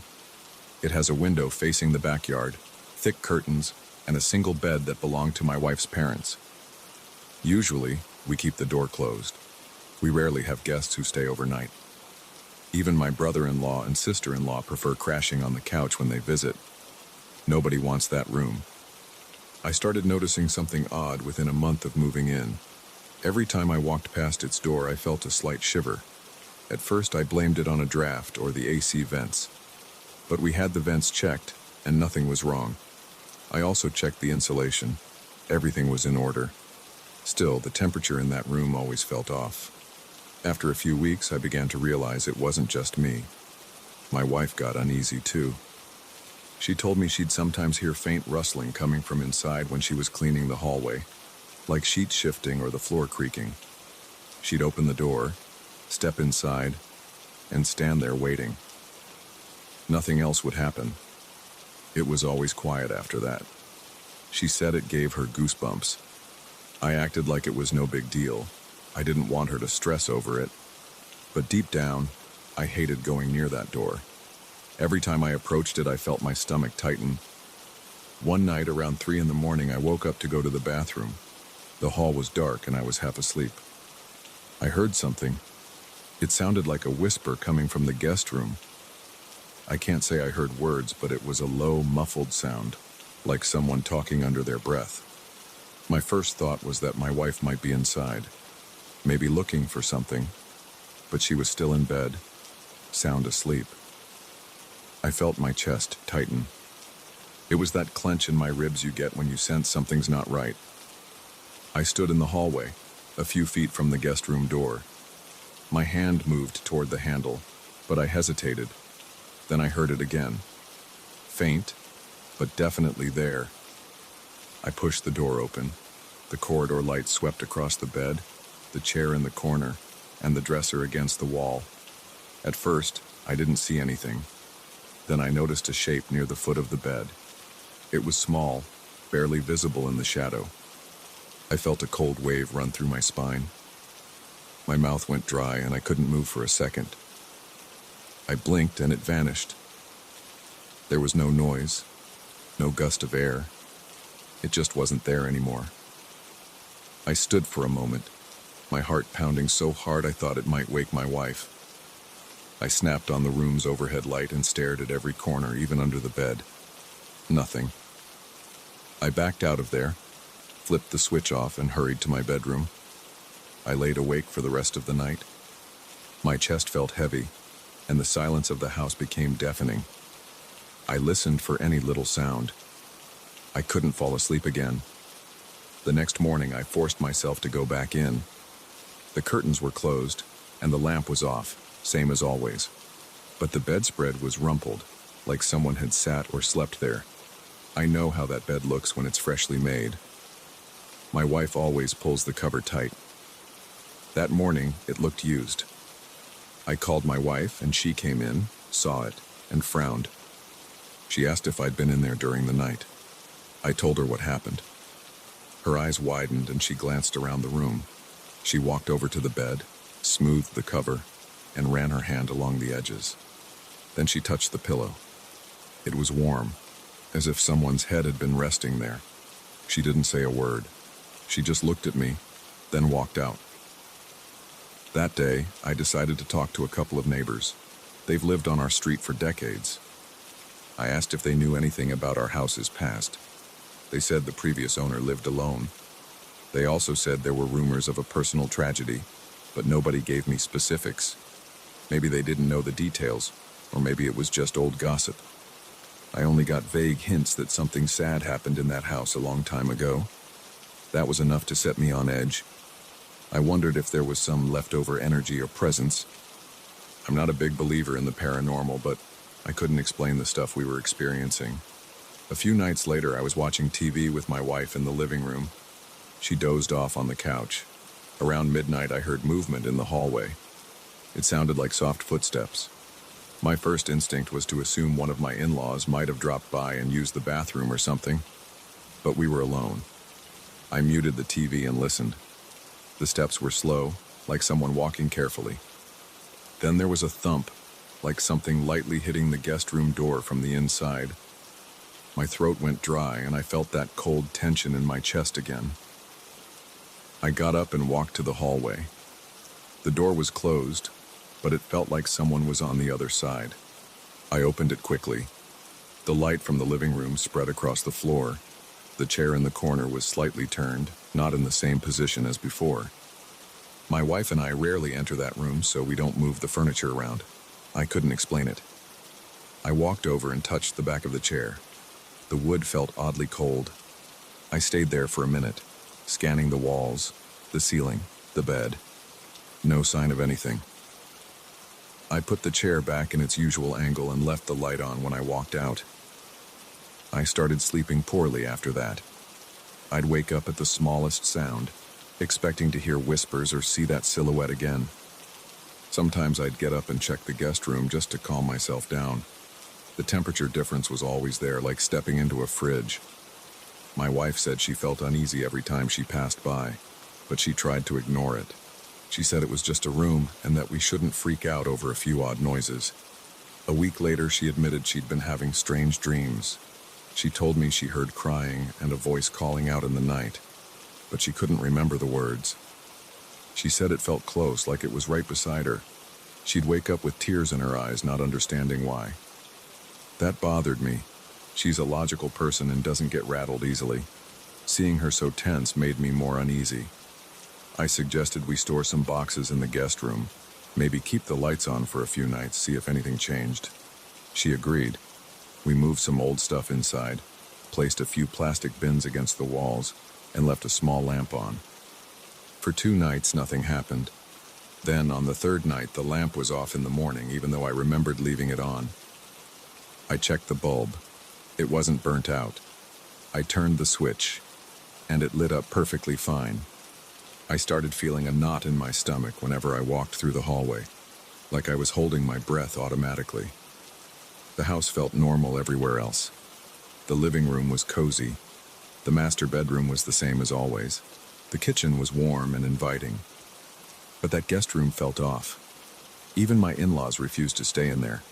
They'd say something like, "We're good on the couch," whenever they visited. They didn't give a clear reason, but I saw them glance at that door.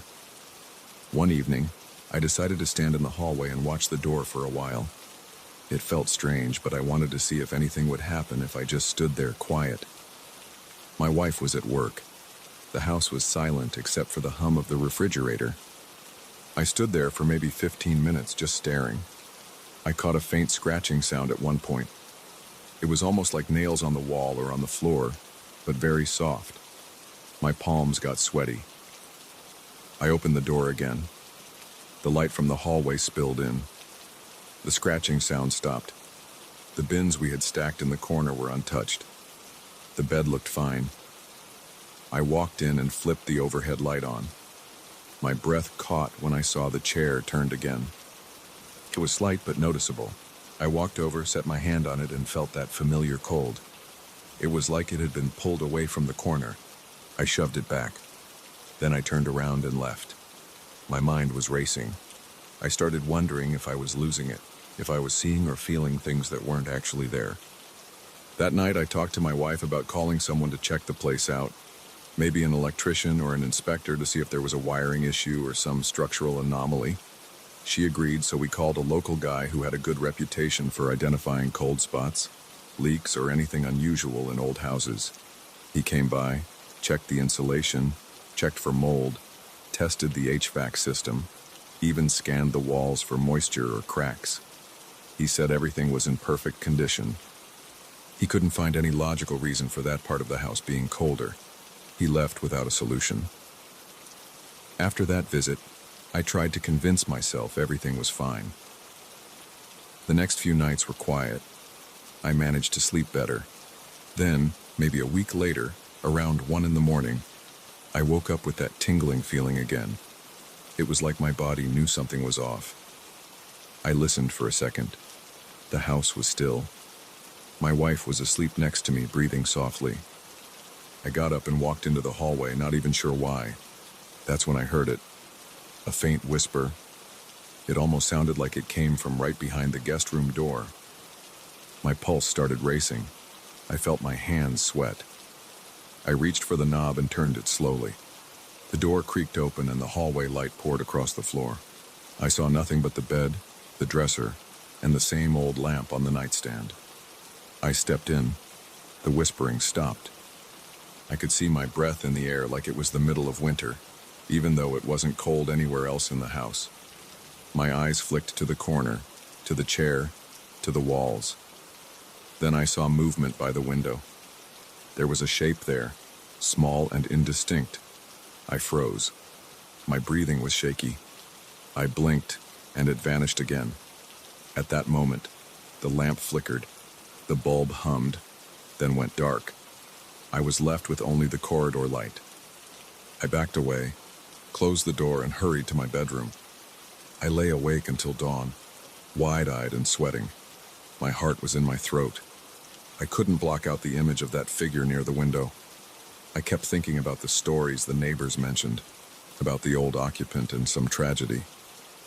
I didn't know if there was a connection, but I couldn't deny the weird things happening in that room. My wife woke up around 7.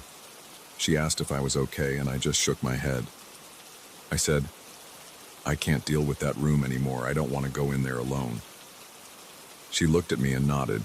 She felt the same. I tried to go on with my life, ignoring it as much as possible. But every time I walked down the hallway, I felt that cold, uneasy spike in my gut. The house didn't feel entirely like home anymore. I caught myself avoiding the last few steps near that door. If I needed something from the hall closet, I walked quickly, grabbed what I needed, and left. My wife did the same. The sense of relief I felt each time I passed that door without hearing or seeing anything was intense. Right now, we keep that door shut at all times. There's a tension hanging in the air whenever we're in the hallway, especially at night. Sometimes I hear soft creaks from that room. Sometimes I think I see a shadow moving near the gap at the bottom of the door, but I try to brush it off. My wife and I hardly speak about it anymore. We don't have answers, and it scares us. We haven't told many people because we're afraid they won't believe us, or maybe they'll believe us too much, and that might make it worse. All I know is that the guest room feels occupied, even when it's empty. The bed still ends up with rumpled sheets from time to time. The chair keeps shifting its angle. The air still chills my bones when I cross that threshold. And there are those whispers always late at night, always faint and close to the door. I don't know how to explain any of it. I just know I'm not imagining things. Something is in there and I don't think it wants to leave. For now, I try to live with it. I lock the door sometimes, though it doesn't change anything. My wife and I are thinking about repainting the walls or changing the furniture, maybe turning the space into an office. But deep down, I'm not sure that will help. That room already feels claimed by something I can't touch or see for more than a split second.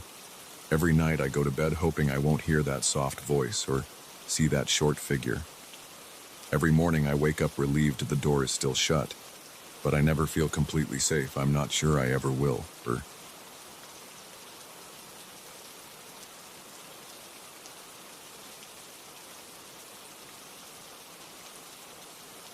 I saw the footprints for the first time on a Wednesday night. I had been living in the house by myself for a week. I wasn't expecting anything strange. I thought it would be quiet, maybe a bit lonely, but I wanted that. I needed the isolation to finish my work project. My friends and I usually only use the house in the summer. During the winter, the place felt deserted. The local shops closed early, and I rarely heard voices or cars at night. It was just me, the wind, and the ocean. I had gone to bed around midnight. I was exhausted from a day of trying to meet a deadline. I woke up at about 3 in the morning, feeling thirsty. I got up, walked down the hall, and headed to the kitchen for a glass of water. The house felt cold. The floor creaked. I noticed a damp smell like salt water. I assumed I had left a window open somewhere. There was a sliding glass door in the back that led straight to the sandy path toward the water. I checked it. It was locked. On my way back through the kitchen, I saw wet footprints on the tiles.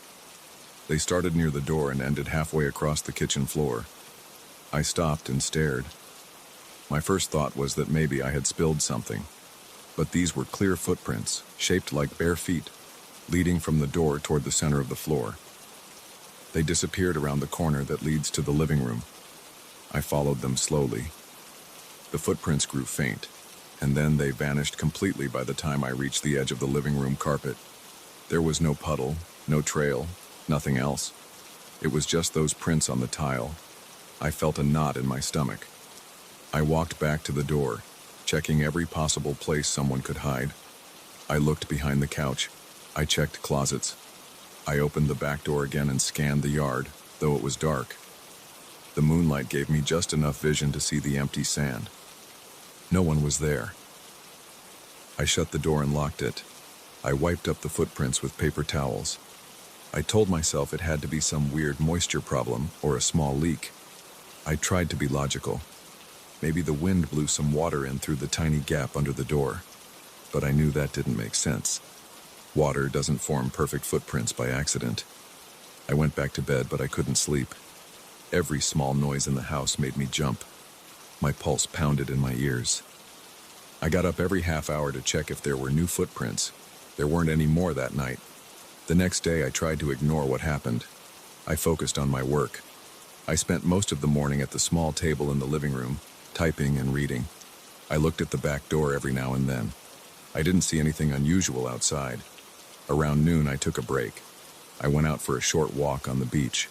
The wind stung my face. The sky was gray. The sand felt cold under my shoes. I saw a few seagulls.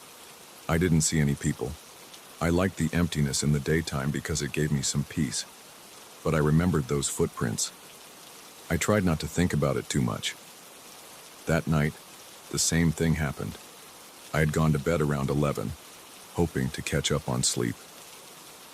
I woke up again close to 3 in the morning. This time, I heard a noise. It sounded like a soft thumping on the back door. It wasn't a single knock, but more like a series of dull hits. My heart raced.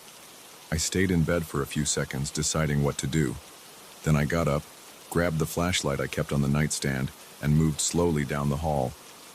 My feet were cold against the wooden floor. When I reached the kitchen, I stood still and listened. The noise repeated. 3 slow knocks. The door rattled slightly, like someone was pressing on it.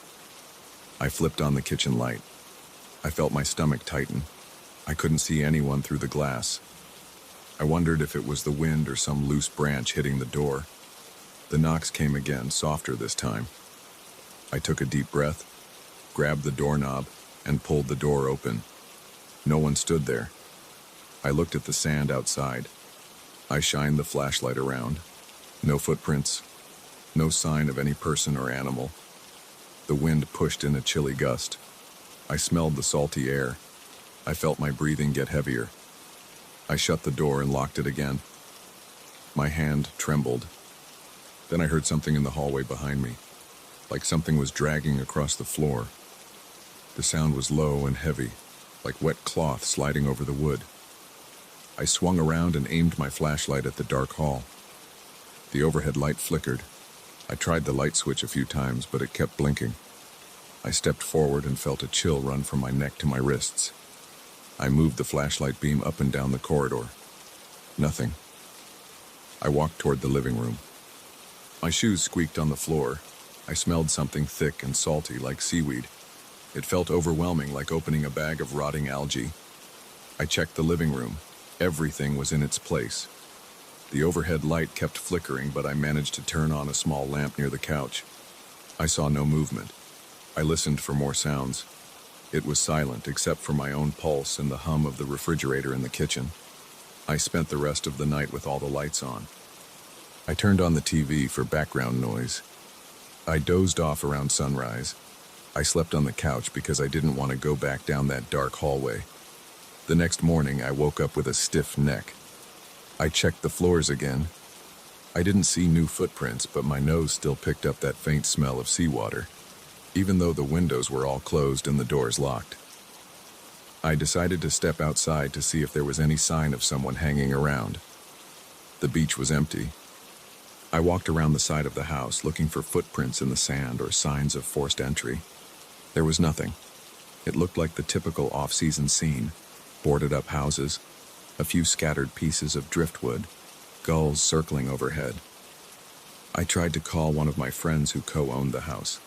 I wanted to ask if he ever heard weird noises or saw footprints. He didn't pick up. I left a message telling him things felt strange here, and I asked if anything ever happened like this before. I checked my phone repeatedly throughout the day, but he didn't call back. That evening, I considered leaving. I had enough clothes to last a few more days, but I didn't feel comfortable. My work was going okay, but I couldn't focus at night with the fear that someone or something might be inside the house with me. I decided to give it one more night. I told myself maybe the house was just old. Sometimes old pipes cause weird sounds. Maybe the footprints were just a bizarre trick of condensation or something else. I knew that wasn't logical, but I tried to calm myself. I ate a simple dinner, a microwave meal, and a glass of water. I tried to stay awake as long as I could. I left every light on. I watched random shows on TV. Around midnight, I started to nod off. I felt tired, but also on edge. My muscles felt tense and my eyes burned from lack of sleep. I went to the bathroom, brushed my teeth, and decided to go to my bedroom. I left the bedroom light and the hallway light on. I closed the bedroom door, locked it, and went to bed. I woke up again around 3 in the morning. This time, I didn't hear knocks.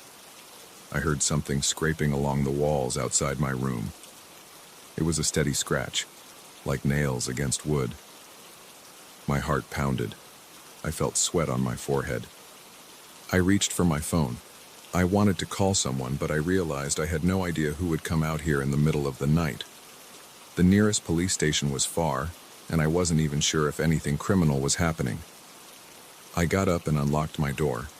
I opened it a crack and peeked into the hallway. I saw the overhead light flickering again, weaker this time. I smelled that same salty odor. The scratching noise grew louder. It sounded like it was right next to me, but I couldn't see anything. The corridor looked empty. I whispered, "Hello?" but got no answer. My mouth felt dry. I walked slowly forward, flashlight in hand. I kept glancing behind me. I felt like something was about to jump out. I reached the kitchen. Everything was dark. I flipped the switch, but the overhead light just flickered before going out completely. Only the stove light was on, casting a dim glow across the counter. I saw droplets of water on the floor. They formed a small trail leading from the back door to the center of the kitchen again. I crouched down and touched them. They were cold. I stood up and followed the droplets as they continued toward the living room. They ended right where the carpet started. I heard that dragging noise again, coming from the living room. I stepped in carefully. I flicked on the floor lamp. It kept blinking, but it stayed on enough for me to see the furniture. I noticed movement near the window. I turned, and for half a second I saw what looked like a figure standing by the curtains. It was tall, but I couldn't make out features. Then the lamp blinked off, and I couldn't see anything. My heart thundered in my chest. I heard wet footsteps on the carpet shuffling away from me.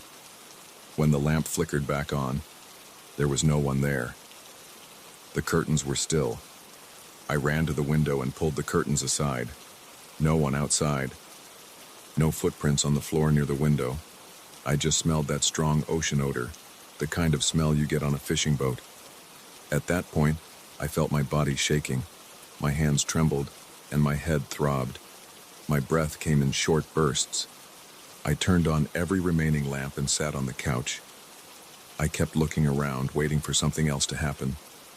For a moment, I thought about grabbing my bag, getting in the car, and driving to the nearest motel. But I felt stuck. I kept thinking if I left, maybe I'd never figure out what was actually going on. Maybe this was just me losing my mind from lack of sleep. I'm not a believer in the supernatural. I usually need proof of something before I accept it, but I couldn't deny that wet footprints and the sounds were real. I could see them and hear them. I forced myself to stay awake until dawn. Once the sun came up, everything felt safer. The house looked normal in the daylight. The smell of salt was still there, but weaker. I checked the living room floor. It was dry with no sign of footprints. I didn't see any damage, no forced entry. I did notice the flickering lights in the kitchen even during the day. I tried changing a bulb, but it didn't help.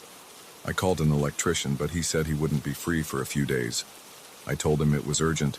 He promised to try his best. Around noon, my friend finally called back. I explained what happened. He paused for a few seconds before answering.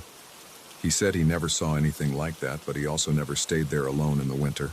He told me to get out if I felt unsafe. I agreed. I said I'd pack up and leave. I spent about an hour gathering my stuff. I closed the windows, turned off all the appliances, and locked every door. I carried my suitcase to the car. I walked back inside for one last check. The living room was silent. The kitchen was quiet. I stepped into the hallway and headed to my bedroom to pick up my laptop bag. I saw fresh, wet footprints leading from my bedroom door toward the living room. They looked recent, like someone had just stepped out of the ocean and walked straight through the house. The footprints ended at the edge of the living room carpet. I froze. My heart pounded again. The air smelled like algae. I felt the hair on my arms rise. I didn't call out. I just walked quickly into the bedroom, grabbed my laptop, and hurried out of the house. I didn't bother cleaning up anything. I locked the front door, got in my car, and drove away. The whole time, I kept checking the rearview mirror. The beach and the house got smaller behind me. I still felt that tense feeling in my chest, like something was watching me. Now I'm staying at a friend's place in the city. I haven't been back to the beach house. My other friends have asked me for details. I just tell them what I saw. I don't speculate. There's nothing else to add. The footprints were there. The noise was real. The smell still lingers in my memory. At night, I sometimes dream about that house. I see footprints ending in the middle of the room. I hear knocks on the door. I smell the ocean when I wake up. I check my own apartment and everything is dry. But I can't forget those nights. I don't know what was inside that house. I don't know if it's still there. But I don't plan on staying alone in that place ever again.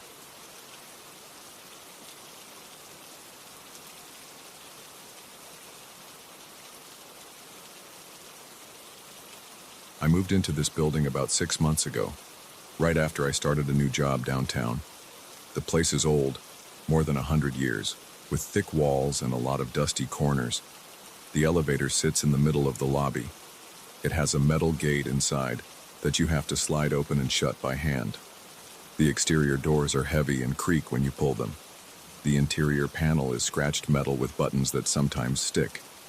I noticed from day one that it looked worn. I wasn't too worried at first.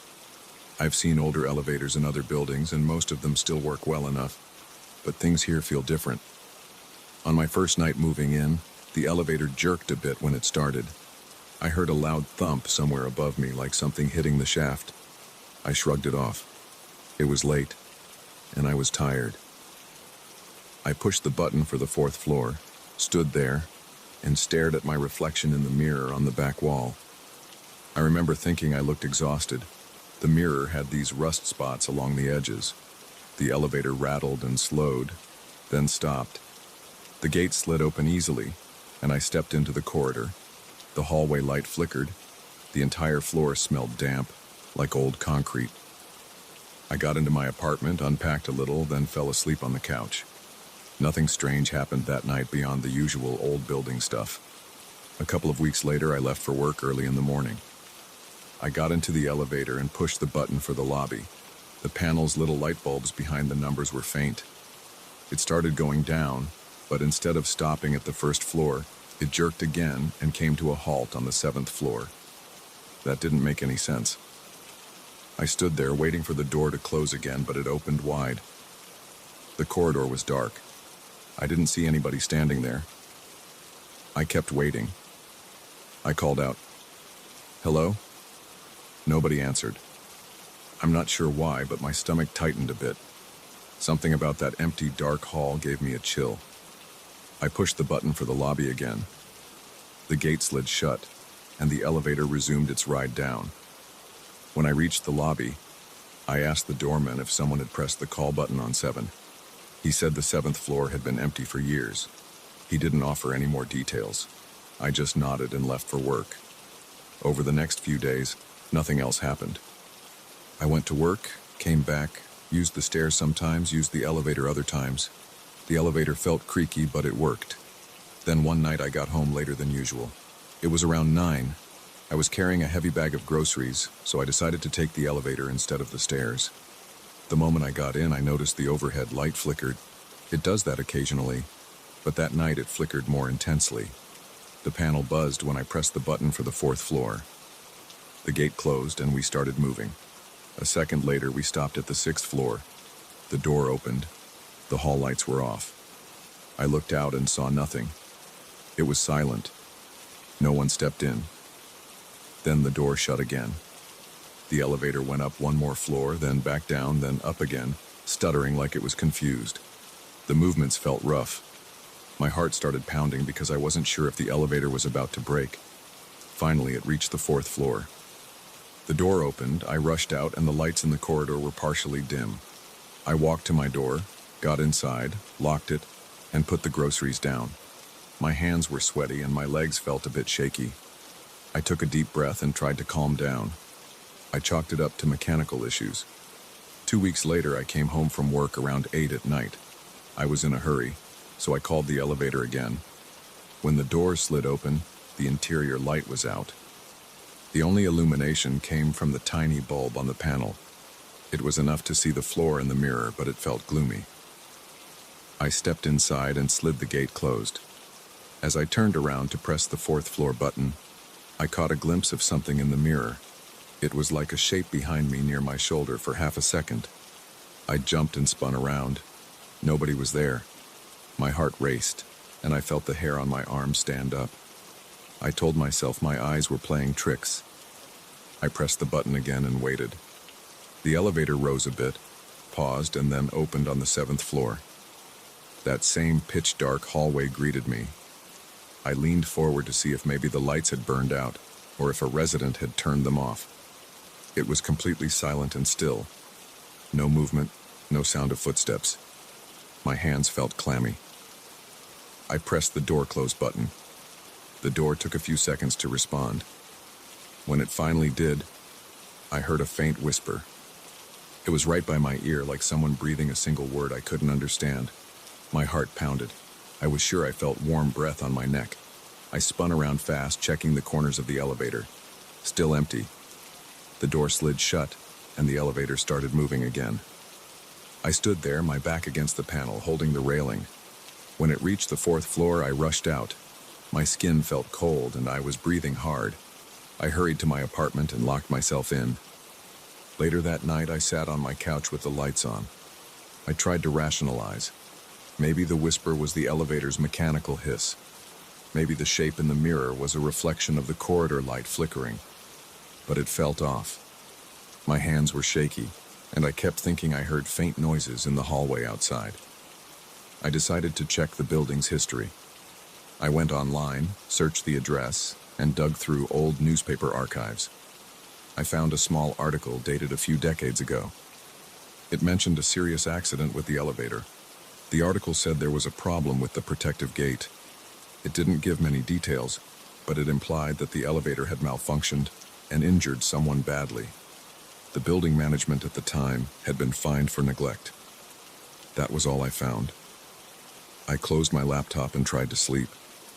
But every time I dozed off, I heard that whisper in my mind. For a while, I avoided the elevator. I took the stairs whenever possible.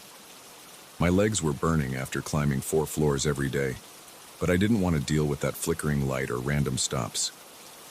One night, the stairs were blocked by cleaning equipment. A maintenance worker was mopping and had big buckets in the way.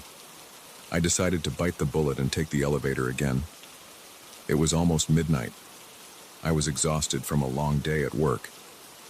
I stepped inside, pressed the button, and stared straight at the floor. The elevator shook a bit and started moving. Right when I thought it would go smoothly, it slammed to a stop at the 5th floor, jerked, and the doors opened. The corridor light was dim, but at least it wasn't pitch black. Nobody was there. I waited for the door to close. It took longer than usual. I felt a prickling along my neck as if someone stood behind me. The mirror was to my left, so I glanced over. At first, I only saw my reflection. Then the reflection kind of warped for a second, like the image flickered. I saw a shape pass behind me. I turned around and looked. Nothing. My breath caught in my throat. The elevator door finally closed. It started moving again, and I felt my knees go weak. My body felt tight, and my breathing was shallow. When I got to the 4th floor, I practically jumped out before the doors were fully open. I kept my distance from that thing for the next month. I sometimes heard strange mechanical noises echo through the stairwell, like the elevator was shuddering or clanging. The doorman said the building manager had called a repair crew a couple of times. They found some issues with the wiring and a misaligned door sensor. They supposedly fixed it, but the weird stops kept happening. People in the building talked about it in hushed voices. Some residents said they only used the elevator if they had a lot of bags.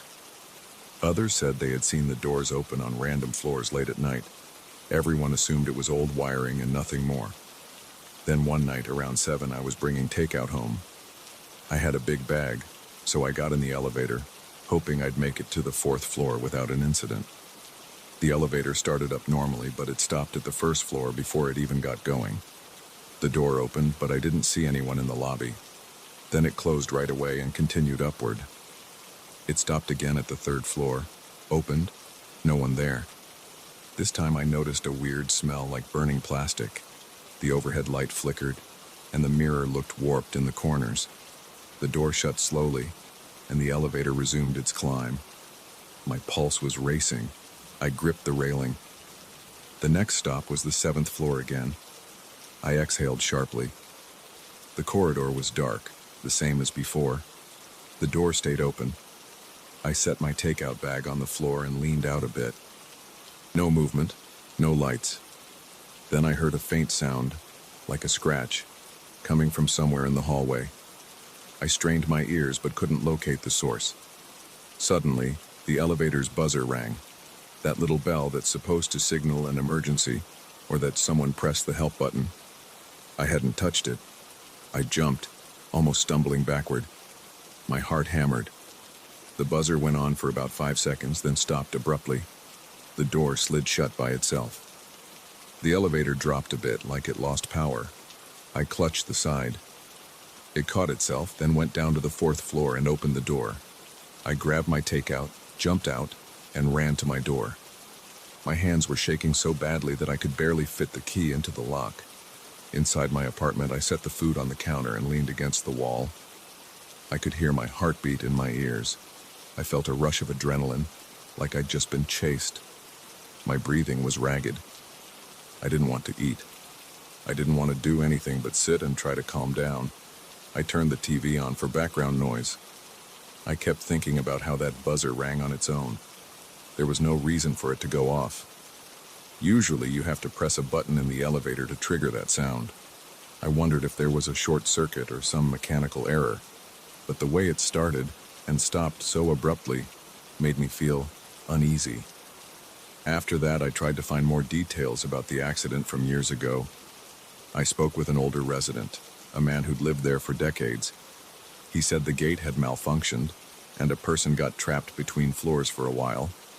He mentioned that the person's injuries were severe, but he didn't say they died or anything like that. There was a rumor that this individual never fully recovered. Some neighbors believed that something remained in the elevator. I asked him if he ever experienced weird stops or random door openings. He just nodded and said, "That elevator doesn't work right. Hasn't for decades." He wouldn't elaborate. He just walked away. That conversation left me feeling tense. Every time I use the elevator now, I feel my muscles tighten. My heart beats faster. I try not to look in the mirror, but it's hard not to glance. That reflective surface is right there, covering almost half the back wall. I've seen movements that don't line up with my own reflection. I've heard faint breathing and I've felt someone behind me. Sometimes there's a soft laugh right next to my ear, and I can't tell if it's a trick of the building's old structure or something else. Once the overhead light turned off completely while I was inside, and for a second, I was in pitch black. I pushed the button for my floor repeatedly, and it came back on, showing me the empty space around me. My throat was dry. My hands were slippery with sweat. I told the building manager about everything. He shrugged and said they've done all they can. The elevator passes inspections, though barely. The city inspector only checks for major safety hazards, not for random stops or doors opening on the wrong floors. The manager said he'd try to schedule another check, but that was a week ago, and I haven't heard anything new. Last night, I got home and saw the elevator door was ajar. I leaned in and said, "Hello?" The corridor was empty and the lobby was quiet. I could hear the street noise outside. Nothing moved inside the elevator. The interior light was on, and it seemed steady. I considered taking the stairs, but I was dead tired after a long shift. I got in, pulled the metal gate shut, and pressed the button. The elevator rattled, then rose smoothly for once. I thought maybe it had been fixed. Halfway up, it stopped. The door didn't open. The overhead light flickered. I stood there, feeling trapped. My arms felt cold. Then it started moving again, paused at the 3rd floor, and continued. Finally, it arrived at the 4th floor. The door opened, and I rushed out, practically stumbling into the hallway. My body was tense, but I felt relief. At least it hadn't opened on the 7th floor again. Right now, I'm in my apartment, thinking about getting out of this lease. The building has a certain charm with its high ceilings and old tiles, but the elevator issues are wearing me down. I keep replaying those moments when the door opened on empty floors, the corridor lights off, or that strange whisper near my ear. I can't shake the feeling that I'm being watched whenever I'm inside that elevator. The reflection in the mirror almost feels like it belongs to someone else sometimes. I've thought about calling an elevator repair company myself, but that's the manager's job. I'm on a tight budget. Plus, I'm not sure what a technician could do if the mechanical parts seem fine. The random stops and weird noises don't happen during regular hours, as far as I can tell. It's mostly at night. The doorman says he hears the elevator moving on its own sometimes, but every time he checks, there's nothing. No evidence of a stuck button or a jammed gate. For now, I try to avoid using the elevator late at night. If I come home after 8, I'll usually take the stairs, even with groceries. My legs have gotten stronger from all the climbing. When I do have to use it, I keep my eyes forward or closed. I press my floor number and ignore the mirror. I grip the railing if it starts shaking. If it stops on the wrong floor, I stand still until it closes again, and I don't step out. Every time the door closes and the elevator resumes its journey, I feel my heart pounding, waiting for a whisper or some unexplained breath on my neck. That's my life now, in this old building downtown. The rent is cheap and the location is convenient, but the elevator is a constant source of anxiety. I can't explain all the weird things that happen inside it. I don't know if there's some lingering presence from that old accident, or if it's just a malfunctioning piece of machinery. All I know is that every time I step inside, I brace myself. I wait for the door to open on a dark floor, or for the buzzer to ring, or for the mirror to show something behind me that isn't really there. And that's how it's been, night after night, in this place that I once thought was just another historic building with old wiring. I don't know what it is exactly, but I can't ignore it anymore.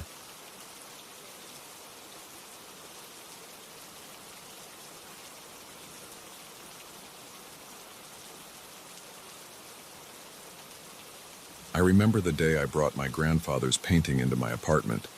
It was the same painting that had been in my parents' living room for as long as I could remember. It showed a calm lake with a single oak tree on the shore. The sky was a bright shade of blue, and there were small clouds in the distance. My grandfather had painted it before he passed away. I always felt drawn to it, even as a kid. After my parents died, I inherited the painting and decided to hang it on the main wall in my living room. It felt right to have it there. I had no idea I would start noticing strange things within a few days. On the first night, I sat on my couch after a long day of unpacking. I turned on a small lamp next to me and glanced at the painting. The water's reflection looked darker than I remembered. The outline of the oak tree on the lake's surface seemed a bit distorted, like someone had smudged the paint. I leaned in to look closer. but I wasn't sure if I was just tired or if it was truly different. I shrugged it off and went to bed, thinking I was just stressed. The next morning I made coffee and looked at the painting again. Under the sunlight from the window, it looked normal. The reflection wasn't as dark as it had seemed the night before, and the leaves on the tree looked fine. I felt a little silly for worrying about it. I convinced myself I was imagining things. But around noon, as I walked past it, I felt a slight chill on my arms. The painting seemed to draw my attention again. That's when I noticed a cluster of leaves near the top of the tree that looked slightly withered, like they were losing color. I didn't remember seeing that. The rest of the tree looked healthy and green, but that small patch looked dry. I stood there for a minute, staring at the painting. Then I stepped back, trying to see if there was a trick of the light. I turned on an overhead light, but it only made the spot more noticeable. I touched the surface gently. It felt like any other painted canvas, smooth and a little uneven where the brushstrokes were thick. I didn't feel wet paint or any weird texture. I just saw a small area that looked different from my memory. Over the next few days, I felt more uneasy. I started to notice small changes every time I looked at the painting. One afternoon, I swore I saw a small dark shape near the base of the oak tree. It could have been a rock or a shadow, but I was sure it hadn't been there before. I couldn't remember every tiny detail from my childhood, but I had spent years staring at that painting in my parents' house. That shape stood out. It looked like an animal crouched down, or maybe just a cluster of brushstrokes that formed a shape my mind turned into an animal. I couldn't tell. I tried to focus on my daily routine, but I found myself glancing at the painting too often. Each time, my stomach tightened a bit because I thought I might see something else that didn't fit my memories. On the fourth night, I had trouble sleeping. I kept dreaming about my grandfather. In the dream, he stood by the lake and called my name. He didn't look upset or angry. He just looked focused. I could see his lips move, though I didn't hear clear words. I felt stuck in place, like my feet were glued to the ground. Then I saw the oak tree in the background, and it looked enormous, almost bigger than the frame of the painting. I woke up sweaty, breathing fast. I jumped up and switched on the living room light. The painting looked normal at first glance, but then I noticed a faint outline of something near the trunk of the tree. It looked like a human figure in the distance. It wasn't detailed. It was more like a faint smudge, shaped like a person standing there. I rubbed my eyes and moved closer. My hands were shaking a little. I touched the painting again, pressing my fingers against that area. It was dry. The figure was there, but it was very faint. I didn't sleep much that night. I paced around my living room. I tried to find reasons for what was happening. Maybe the painting was old. Paint can crack or change color over time. Maybe the light in my apartment was different from my parents' house. But I couldn't explain how these details seemed to appear almost overnight. I decided to take a photo with my phone so I could compare it to the painting day by day. The next morning, I took another photo in the same spot and at the same time of day. I compared the two images and noticed the figure was slightly darker than it had been in the first photo. My heart pounded when I saw it. It was still a vague shape, but it looked more solid. I zoomed in and saw a hint of a head and shoulders. It wasn't just a random smudge anymore. I deleted the photo, then took a fresh set of pictures from different angles. In every shot, the figure was there. I tried to calm myself by fixing a late breakfast, but I felt like someone was watching me. That evening, I decided to keep the lights on in the living room before I went to bed. I slept on the couch because my mind kept jumping back to those images on my phone. Around 2 a.m., I woke up from another dream about my grandfather. This time, he was waving at me from the shore of the lake. His mouth was moving again, but I heard only faint sounds like distant wind. My heart hammered in my chest. I turned on the bright overhead light and looked at the painting. My body tensed up. The figure was clearer now. It looked like a person standing behind the oak tree, leaning forward to peek out from behind the trunk. I grabbed my phone and took more photos. My hands were shaking so much that some pictures came out blurry. I wiped sweat from my forehead and took a few more. Then I sat down at my kitchen table to look at them. In each picture, the figure seemed to have a slight forward tilt, like it was trying to step out. I felt a tightness in my chest. I drank some water and forced myself to breathe slowly, but my nerves didn't settle. Over the next week, I tried everything I could think of to make sense of this. I used different phones, different cameras, different lighting. The images always showed the figure. Sometimes it looked darker or closer to the foreground. Some days, the leaves of the oak tree looked more wilted than before. The reflections in the water grew heavier and murkier, like the water itself had turned muddy. I even tried wiping the painting with a dry cloth, but nothing changed.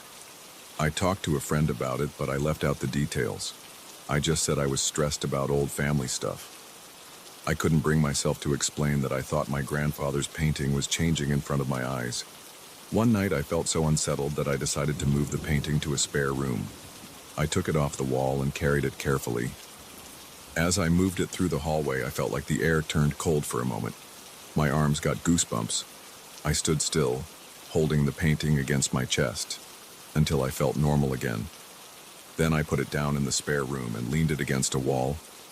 I closed the door. I thought maybe if I didn't see it, I wouldn't obsess over it. Maybe the changes would stop. But I still couldn't sleep. I felt drawn to that spare room. I kept picturing my grandfather in that dream, motioning for me to come closer. My heart felt heavy. I walked to the door, turned the knob, and opened it. The room was dark except for the faint streetlight coming through the window. The painting was there, tilted against the wall. At first, I didn't see anything unusual, but as my eyes adjusted, I noticed that the figure seemed to be standing in front of the tree now, not half hidden behind it. It was out in the open, next to the trunk. I felt short of breath. My body was stiff and my mouth went dry. I switched on the ceiling light and stepped closer. I saw more details in the figure. It looked like a person with a blurred face. The clothes were dark, almost the same color as the shadows by the trunk. My hands shook.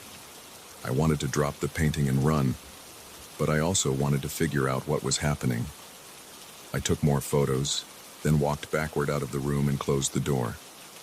I stayed awake until the sun came up, just scrolling through the pictures over and over again. In the morning, I tried to eat something, but my stomach felt tight. I started searching online for any explanation. Maybe there was some chemical in the paint that reacted to humidity or temperature. I spent hours reading about old oil paintings and how they can change color over time, but none of it explained an entire figure forming out of nowhere. That evening, I decided to take the painting back into the living room. I was tired of hiding it. I wanted to confront it, as strange as that sounds. I wanted to make sure I wasn't losing my mind. I placed it on the wall again and sat down in front of it, keeping my phone ready. I waited. Nothing happened at first. I felt silly, like someone expecting a magic trick.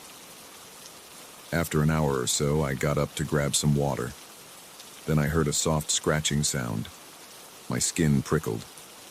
It sounded like something rubbing against canvas, but it was so faint I wasn't even sure I heard it. I rushed back in and looked at the painting. The figure seemed to have taken another step forward. It was closer to the lake's edge, almost at the shoreline. I took more pictures. My breathing was shallow. I felt my heart thudding. I stared at the painting for a long time, barely blinking. I didn't see it move in real time, but every time I checked the photos later, the figure looked closer to the edge. That night, I had another dream of my grandfather. He stood near the oak tree, looking at me in silence. He reached out his hand, but I stayed still. I woke up with my face damp from sweat. My neck ached from sleeping in a weird position on the couch. I forced myself to walk over to the painting in the bright morning light. The figure had reached the water's edge. I spent the next few days trying to live normally, but my mind was on the painting. I cooked meals, went to work, came home, and the first thing I did was check the painting.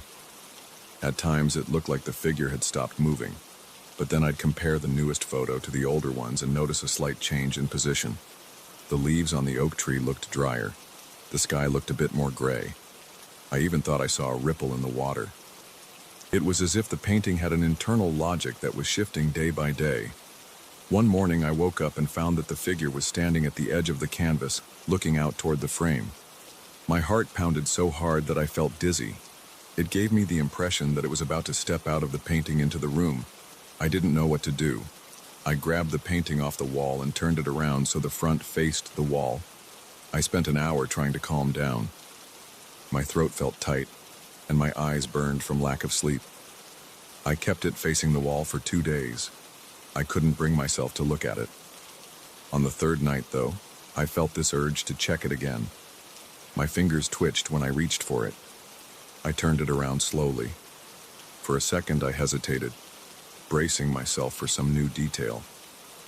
But all I saw was the same lake, the same oak tree, and the same figure. It hadn't moved further.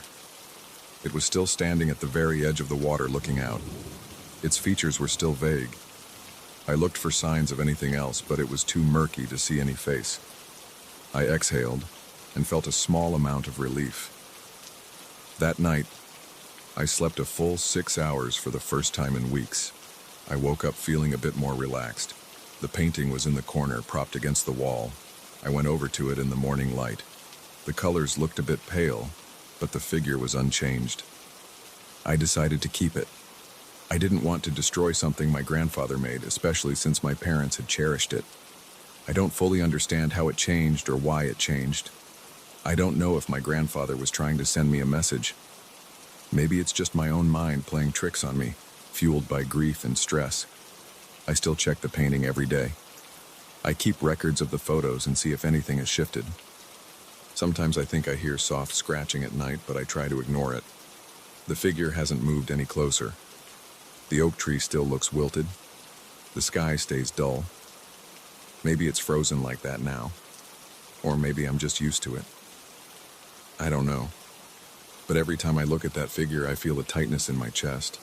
I don't think it's just paint. It feels like someone is trapped inside. And sometimes when I'm alone in the apartment at night, I wonder if it's just waiting for the right moment to leave that frame.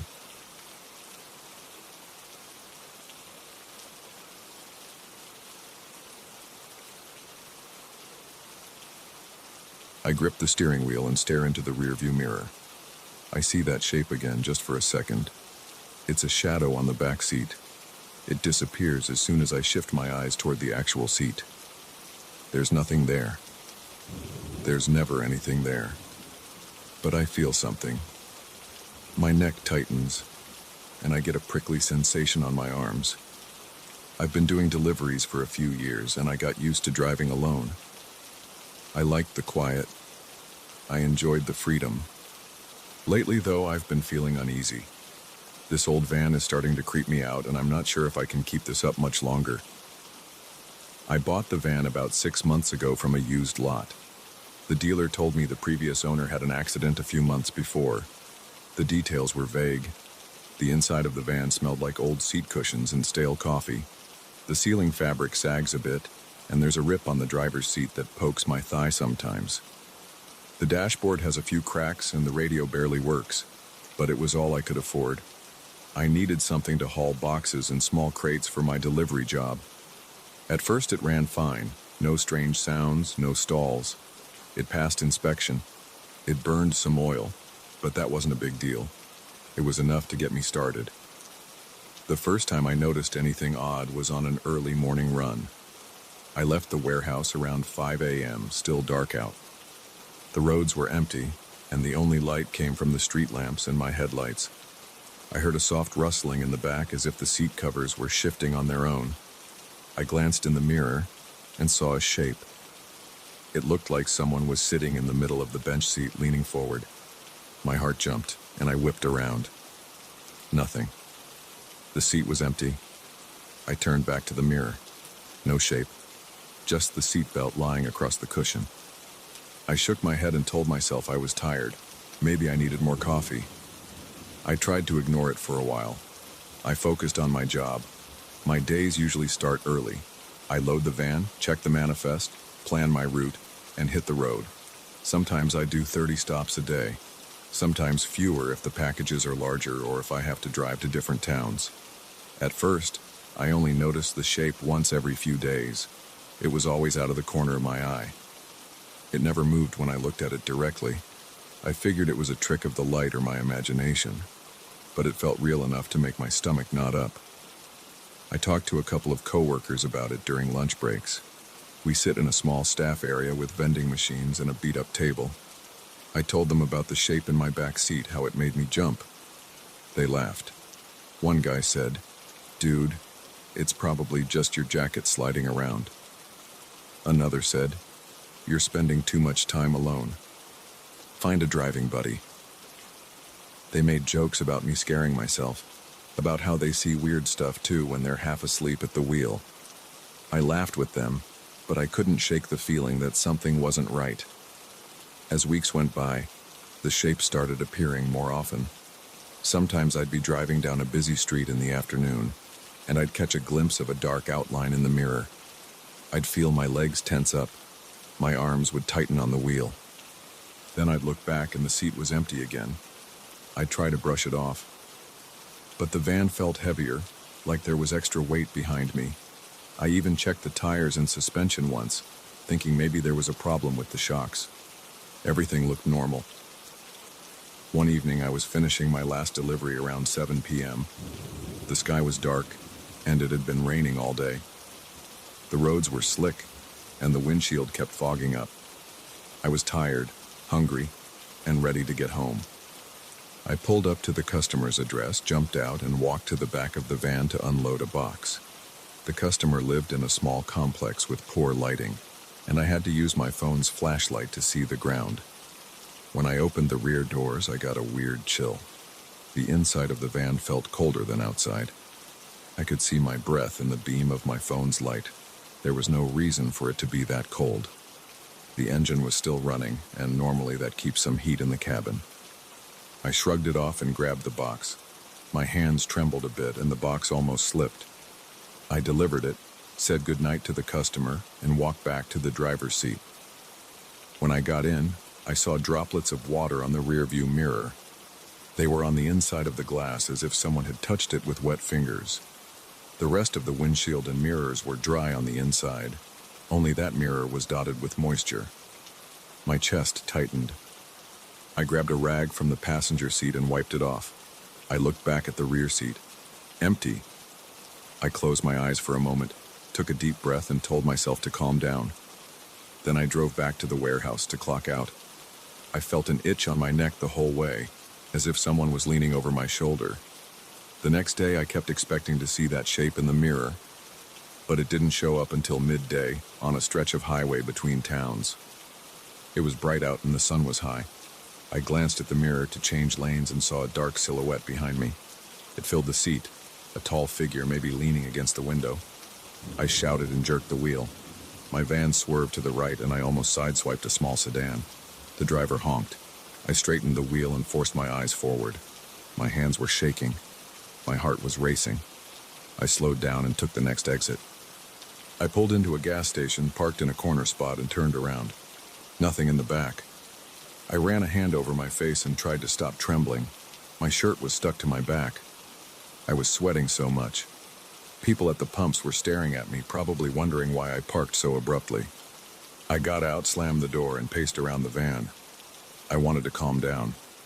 I checked the tire pressure. I opened the side door and looked at the seat. There was a small tear in the upholstery, a few stains and some leftover crumbs from my lunch. It smelled like wet cardboard. Nothing else was weird. I kicked the tire and told myself I was being paranoid. Then I got back in and finished my route, but my nerves were fried. That night I tried to sleep, but I kept imagining that shape in my room, sitting in a corner, watching me. For the next few weeks I tried different tricks. I hung a small towel over the rearview mirror.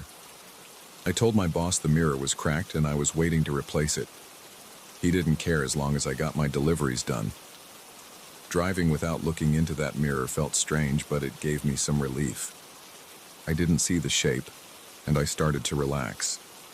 But I realized I needed the mirror sometimes to change lanes safely. Whenever I lifted the towel, I'd get that uneasy feeling again, so I kept it covered most of the time. I considered selling the van. But I still owed money on it, and I couldn't afford another vehicle. My coworkers teased me every time I mentioned feeling creeped out. They never saw anything in their vans. They told me to listen to music or a podcast to keep my mind off the weird stuff. I tried that. I blasted rock music or random talk shows. It helped drown out my thoughts, but it didn't erase the feeling that I wasn't alone. One afternoon, I was making a short run across town. Traffic was heavy. I was crawling along the boulevard at 10 miles per hour. I noticed the smell of cigarettes in the van. I don't smoke, and I keep the windows closed when the AC is on. But I could smell fresh tobacco. It was strong. I reached out and turned off the AC. The smell was still there. It felt like someone had lit a cigarette right behind me. I glanced in the side mirror. Nothing unusual. I risked a look in the rearview mirror. The towel was off because I'd forgotten to put it on earlier. The shape was there, close to me, as if it was sitting right behind my seat. My heart hammered. I had nowhere to go. Traffic was bumper to bumper. I felt sweat dripping from my forehead. The radio was on, but it sounded muffled, like it was in another room. The shape didn't move. It just stayed there, a dark outline. Then a horn blared. The line of cars was moving, and I hadn't noticed. I pressed the gas and moved forward. I checked the mirror again. It was gone. The cigarette smell faded. I felt my shoulders relax a bit, but then I realized my breathing was shallow, and I couldn't stop my hands from shaking on the wheel. I pulled over as soon as I could and parked in a lot behind a grocery store. My stomach cramped, and I leaned my head on the steering wheel. I mumbled to myself, "Enough of this. Enough." I took a few sips from a water bottle and decided to finish my deliveries for the day. I still had 3 stops left, and I needed the money. But I made a plan. After work, I would talk to my boss and see if I could use one of the spare company vans for a while. Maybe I could sell this one, or keep it only for personal errands. That evening, when I got back, I told my boss I was having mechanical issues with my van. He said they'd let me use a company vehicle for a few days, but not permanently. The company vans have higher capacity, and they're strict about who gets to drive them. He said I'd have to sort out my problems with my personal van soon. I accepted that. I figured a few days away from my own van might help me calm down and see if I was just imagining things. Driving the company van felt like a relief. It was newer, with working AC and a decent sound system. I didn't see anything weird in the rear view. I didn't smell cigarette smoke or feel that cold presence. After a few days, my boss asked if I had fixed my van. I lied and said I had. He said I needed to switch back so the next driver could use the company van. I felt my stomach sink. That night, I stared at my keys on the kitchen table, dreading the next day. The following morning, I got in my old van and sat for a moment before starting the engine. I gripped the wheel and scanned the back seat. It was still and empty. I turned the key. The engine struggled, then roared to life, coughing a bit. I had a short route that day, mostly in town. For the first 2 hours, nothing happened. I started to think maybe my brake had helped me get rid of the anxiety. But around midday, I approached a familiar intersection. The traffic light was red. I slowed down, checked my side mirrors, and then glanced at the rearview mirror. The shape was there again, but it seemed closer than before. It took up most of the reflection. I felt a chill on my scalp. My breath caught in my throat. The light turned green, and I drove through the intersection. My pulse throbbed in my neck. I couldn't look back again. I kept my eyes on the road, ignoring the mirror. My hands tingled from how hard I was gripping the steering wheel. I wanted to scream or pull over and run away. I delivered my last package and went straight back to the warehouse. I skipped talking to my coworkers. I clocked out and left. On the drive home, I kept glancing at the mirror, hoping not to see anything. Every time I peeked, the seat was empty, but I felt tense. I could feel something behind me pressing on the back of my seat. When I parked in front of my apartment, I sat there, engine off, in silence. The streetlights flickered. I felt the seat behind me push slightly. I heard the fabric rub against itself. My eyes darted to the mirror, and for a split second, I saw that shape. Just the outline of a head and shoulders, unmoving. Then it was gone.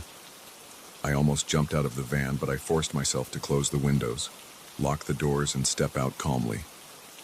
My legs wobbled as I climbed the stairs to my apartment. All night, I tossed and turned. I couldn't stop thinking about that silhouette behind me. My chest felt heavy. Right now, I'm sitting on my couch staring at the keys to that van. I keep remembering that cold feeling, the sight of the shape in the mirror, the smell of cigarettes that isn't mine. My coworkers don't believe me. I can't afford another van. I'm torn between keeping my job and keeping my sanity. Part of me wants to quit. Part of me thinks I need to push through. But every time I feel that pressure in the back seat, I question why I'm doing this. Every time I see that shape in the mirror, my heart pounds like it's going to burst. I don't know how much longer I can stand it. Tomorrow I have to get up early and drive again. I don't want to, but I need to pay my bills. I'm not sure how this will end. For now, I'll just close my eyes and hope I can sleep without seeing that figure waiting in the back seat of my van.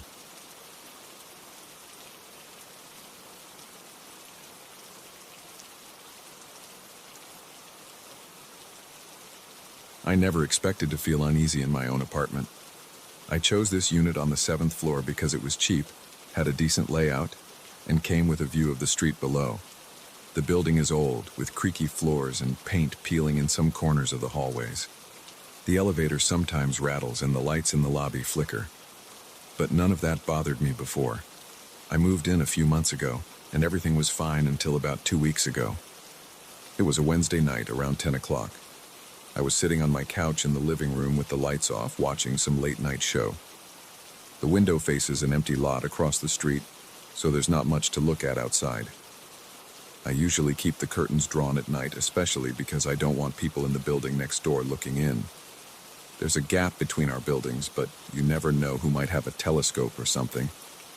Anyway, I was half asleep on the couch when I noticed the curtain shift. At first, I thought I'd imagined it. There was no breeze and the windows were closed. The old wooden frames sometimes let a little draft in, but nothing that would make the fabric move that noticeably. I paused the TV and stayed quiet for a moment. I felt my heart start to beat faster. I don't spook easily, but I also don't like unexplained stuff. I leaned forward. The curtain twitched again like someone was standing behind it, nudging it with a hand or a shoulder. I stood up, walked toward the window, and reached out to grab the curtain. Before I touched it, I realized I could see a dark shape through the cloth. It was faint, but it definitely looked like a shape bigger than my hand or a stray object. It looked like a person's outline, but it was almost blended into the darkness. My mouth went dry. I felt the hair on the back of my neck stand up. My first thought was that someone had broken in and was hiding behind the curtain, but my apartment is on the 7th floor. The only entry points are the front door and the small fire escape window in the bedroom. That window is always locked, and it's too small for an adult to climb through without making a racket. My pulse hammered. I took a step back. Then I rushed to the light switch near the couch, flipped it on, and turned around to see who it was. The curtain was just hanging there, and there was no one behind it.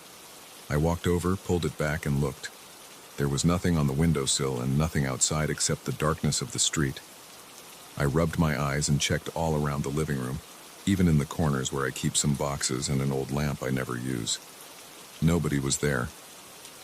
I sat back down on the couch, trying to calm down. I grabbed my phone, checked the time, and realized it had only been a few minutes since I first noticed the curtain move. It felt longer. My chest was tight, and my breathing was shallow. I told myself I was imagining things because I was tired. I turned off the TV and went to bed. I tried to forget about it. I thought it would just be a weird one-time experience. That night I had trouble sleeping. I kept picturing the silhouette behind the curtain. I kept imagining that it was standing there, just looking at me through the thin fabric. I would toss and turn, check the clock, and force my eyes shut again. By the time my alarm went off in the morning, I felt like I hadn't slept at all. For the next few days, nothing strange happened. I came home from work, turned on the lights, and made my usual microwave dinners.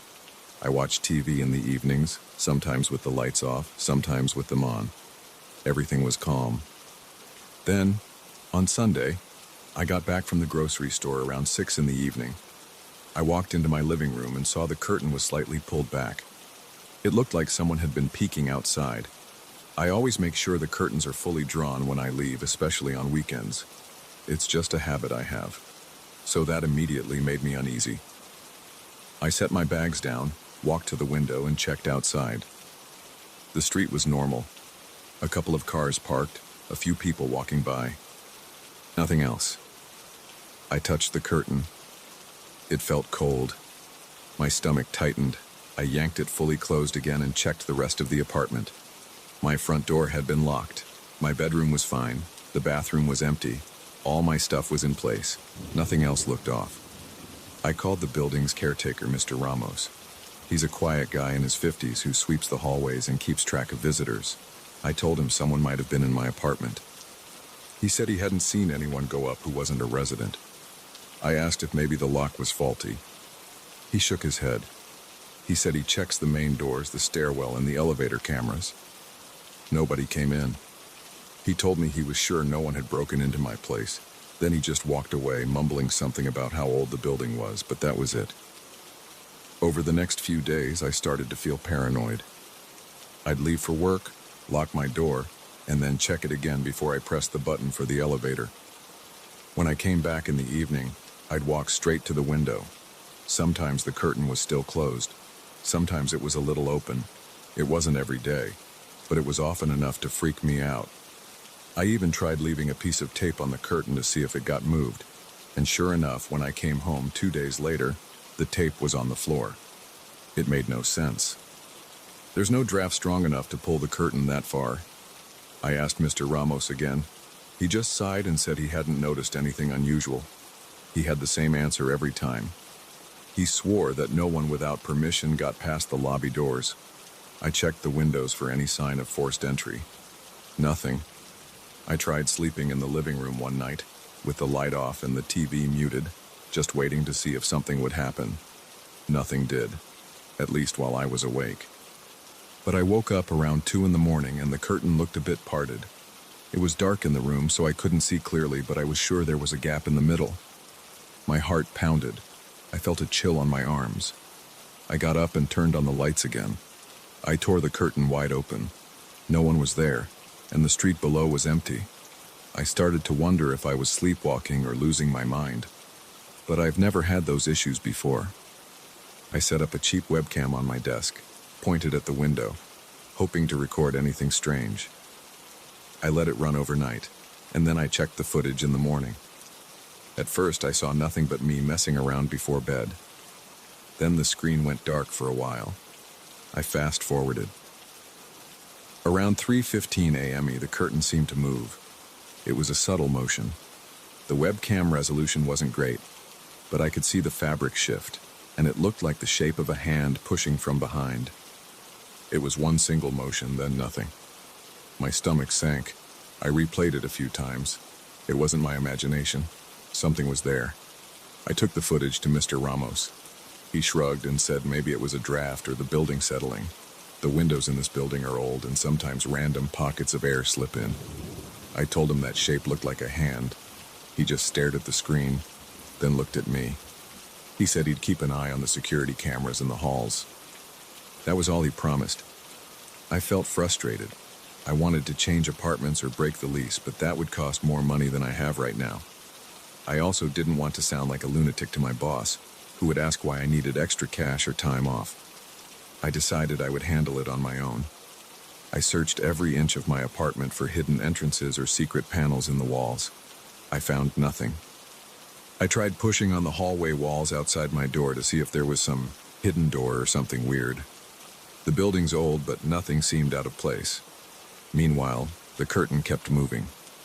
Some nights, it was quiet. Other nights, I'd be watching TV and catch a glimpse of movement in my peripheral vision. I'd turn my head, and the curtain would be still. One time I walked into the kitchen for a glass of water, left the living room lights off, and came back to find the curtain pulled back at least a foot, as if someone had stuck their head out to see the street. My heart pounded so hard that my hands shook. I grabbed the curtain and yanked it shut. My mind was racing. I couldn't figure out how or why this was happening. I bought a cheap motion sensor online and set it up near the window. I tested it by waving my hand in front of it, and it beeped. The first few nights it stayed silent. Then, one Thursday around midnight, I heard a soft beep from the living room. I was in the bedroom, half asleep. The sound jolted me awake. My skin prickled and I felt sweat trickle down my back. I jumped up, grabbed the baseball bat I keep in my closet, and ran to the living room. The sensor was on, but I saw no one. The curtain looked normal. I stood there with the bat raised, scanning every corner. The only noises were my ragged breathing and the hum of the fridge in the kitchen. I walked over to the motion sensor, reset it, and checked if maybe it was malfunctioning. It seemed fine. I moved near it and it beeped again. Then I walked away and it stayed quiet. I stood near the window, watching the street outside. I pressed my forehead against the glass. It felt cold. I saw a few lights on in the building across the way, but nobody was looking back at me. A car rolled by on the street, headlights sweeping across the sidewalk. I noticed the time on the microwave clock in the kitchen. It was 12:07 a.m. I tried not to imagine that shape behind the curtain again. I tried to push it out of my head, but my body stayed tense for a long time. That weekend, I decided to talk to some neighbors. Most people keep to themselves here, but I knocked on the door of the woman in 704. She answered, looking tired. She said she hadn't heard or seen anything strange. She did mention that the building sometimes has wiring issues, so maybe the security cameras aren't reliable. That didn't help much. I also talked to the guy in 710 at the end of the hall. He told me the building used to be a hotel decades ago, and that some rooms have weird leftover fixtures, but he hadn't experienced anything like I was describing. He looked at me like I was paranoid. I thanked him and left, feeling even more alone in this situation. When I got back to my apartment, the curtain was open again, about an inch. I dropped the mail on the table and stood there staring at that gap. My chest felt tight. I walked over and closed it. Then I checked every corner of my place. Under the bed, behind the couch, inside closets, even the utility closet in the hallway. There was nothing. The tension in my shoulders gave me a headache. I sat on the couch, rubbed my eyes, and tried to think of a logical explanation. I came up blank. I realized I was breathing fast, so I forced myself to take slow, deep breaths. I decided to leave the curtain wide open for a while just to see if it would move on its own. I left it that way and started making dinner. As I chopped some vegetables, I kept looking over at the window. The curtain stayed put. It didn't even twitch. Later that night, I tried to fall asleep. I heard soft creaking sounds in the living room, like the floorboard shifting. That's not unusual in an old building, but it made me nervous anyway. My body was on high alert. I lay in bed staring at the bedroom door. A crack of light from the street lamp outside came through the blinds, so I could see the outline of the dresser and the corner of the doorframe. Everything else was dark. My heart thumped in my chest. After about an hour of lying there, I decided I couldn't stand it anymore. I got up, turned on every light in the living room, and inspected the window again. The curtain was exactly as I'd left it. My body relaxed a little. I felt stupid for panicking. But as soon as I turned to go back to bed, I heard a brushing sound against the fabric. I froze in place. I spun around, but the curtain was still. I walked up to it and looked outside. The street was quiet. The building across the way was dark. My reflection in the glass looked tired and anxious. Then my phone buzzed in my pocket, and I almost jumped out of my skin. It was just a spam text. My hands were trembling. I turned off the lights in the living room, went back to the bedroom, and locked my door, even though that lock didn't really help. I left the lamp on by the bed and forced myself to sleep around 2 in the morning. I woke up on Saturday determined to do something more drastic. I talked to Mr. Ramos about changing the locks. He said I could at my own expense, so I bought a new lock set at a hardware store and installed it that afternoon. It made me feel a bit better, though it didn't explain how anyone could be getting in to begin with, since the caretaker insisted no one else had a key. Still, I tried everything I could. New lock, fresh seals on the windows, and even a small wedge at the base of the door to detect any forced entry. I went to bed that night feeling a little more secure. But the next day, I came back from a short trip to the grocery store, and the curtain was parted again, maybe 2 inches. I felt my throat tighten. My new lock looked untouched. The wedge was exactly where I left it. I ran to the window, yanked the curtain closed, and just stood there, holding the fabric in my fist. My heart felt like it was thumping in my throat. Then I heard a click from somewhere near the kitchen. I spun around, adrenaline rushing through my veins. I stood there for a full minute, trying to pick out any further noise. Nothing. I crept to the kitchen with my fists clenched. The fridge was humming, and that was it. I checked all my drawers, my closet, under the sink. Everything was in place. No sign of forced entry, no footprints or wet spots. No broken windows. Nothing. I walked back to the living room and sat on the couch, staring at that window. I felt a mix of fear and anger. I wanted to rip the curtain down and nail a board over the window, but I knew that wouldn't really solve anything. It would just mean I wouldn't be able to see if that shape appeared again.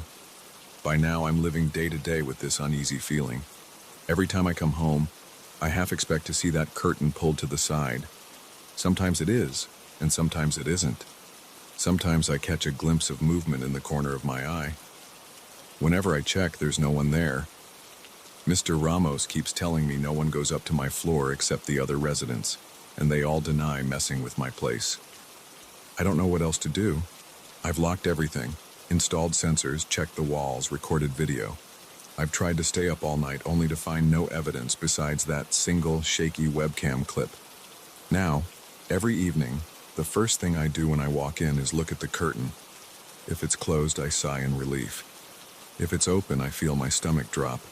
I don't know what's behind it or how it keeps happening. I just know that whoever or whatever is out there is watching me. And I can't figure out how to stop it. I'm still here, though, taking it one day at a time, hoping that eventually it'll stop, or that I'll find some explanation. But so far, all I've got is a dark shape in the night, a silent curtain shifting, and a feeling in my chest that I'm not alone. And that's how things stand right now. I'm in this old 7th floor apartment, and every time that curtain moves, I freeze. I listen. I watch. And I wait.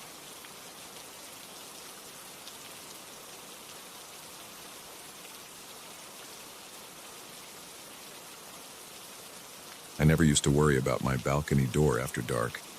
I kept it unlocked most nights and sometimes stepped out for fresh air around midnight. Now, I freeze whenever I hear the faintest tapping against the glass. It's not a constant noise. It comes and goes, irregular and unsettling, like something testing the barrier between my apartment and the open night. I still remember the first time it turned from a mild curiosity into a real source of dread. It happened on a Tuesday. I was reading on my phone, half asleep on the couch, when I heard 3 sharp knocks. They echoed through the living room. My curtains were drawn, and I didn't see anyone. The next thing I heard was heavy breathing on the other side of the door. That sound made my skin crawl. I stood up slowly, hardly daring to breathe. That was the night everything changed for me. I live in a small 1-bedroom apartment on the 10th floor of a building near the city center. The balcony faces the skyline, where I can see office towers, a few apartment blocks, and a grid of streets dotted with streetlights. At night, the city looks busy from a distance, but up close, my building gets quiet. Most people around here go to bed early, or at least they keep their windows closed. I'm one of those people who enjoyed the night breeze before all this started. Now, I don't open the door unless it's daylight. I first noticed the tapping noise about a month ago. It sounded light, like fingernails on glass, but sometimes it was so quick and faint I thought it might be a stray bird or a bat. I'd check outside and never see anything. No bird droppings, no feathers, nothing out of place. At one point, I considered that it could be the wind, maybe a loose piece of plastic from the neighboring balcony. But when I looked around in daylight, there was no loose debris, no plastic bag stuck anywhere. 1 week later, the knocks grew a bit louder. They followed the same rhythm each time. 2 or 3 taps in quick succession, then silence for a few seconds. I tried knocking back once, just to see what would happen, but there was nothing on the other side. I even stepped out onto the balcony a couple of times, shining my phone's flashlight around. My neighbors above and below never mentioned anything unusual, even though I asked them casually in the hallway if they'd heard strange noises at night. They shook their heads, said no. One guy joked about ghosts, but I just laughed it off. I didn't want to seem paranoid. Everything escalated on that Tuesday night. I was lying on my couch, scrolling through social media. I kept hearing these softer taps around 11, but I ignored them. Around midnight, I heard 3 distinct thuds. They were harder than before, more like someone knocking with a knuckle. Then came the breathing. It was slow at first, like someone out of breath, trying not to be heard. My heart started racing. The hair on my arms stood up. I felt a cold wave move through my chest. I reached for the TV remote, turned the volume down, and stayed still. I couldn't see anything because the curtains were fully drawn. But the breathing was there, heavy and deliberate. I got up carefully, not wanting to make any noise. My living room was dark, the only light coming from a small lamp in the corner. I held my breath. I waited to see if the noise would fade away. Instead, I heard a soft scrape on the glass like a fingernail going down one side.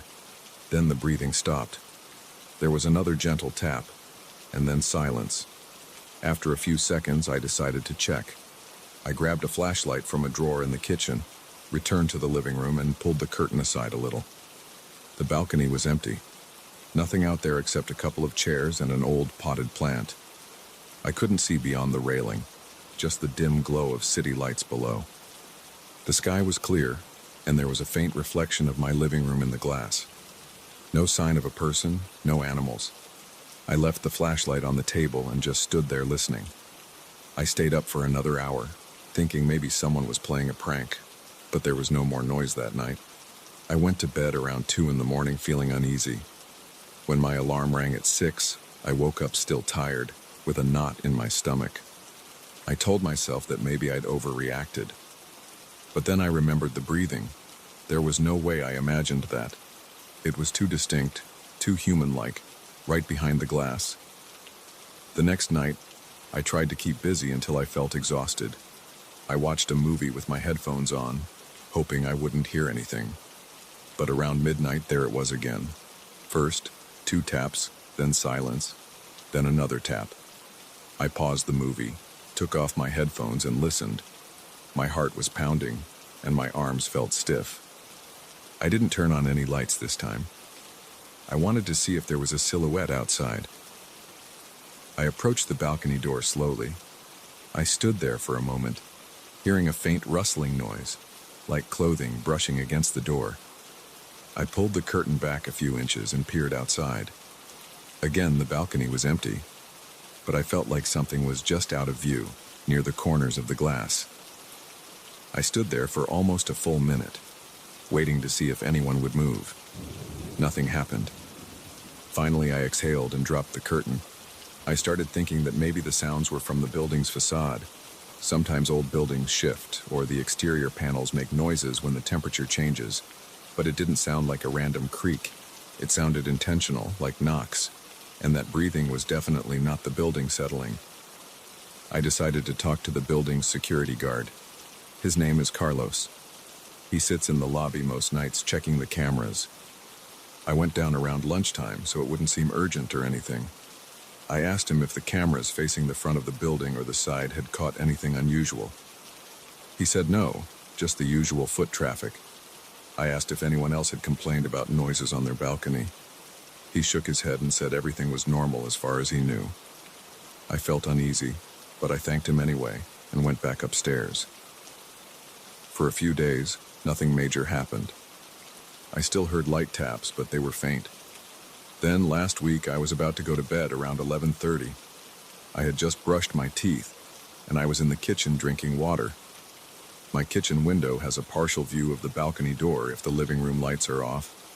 I turned off the kitchen light and the living room was dark except for the glow from a street lamp outside.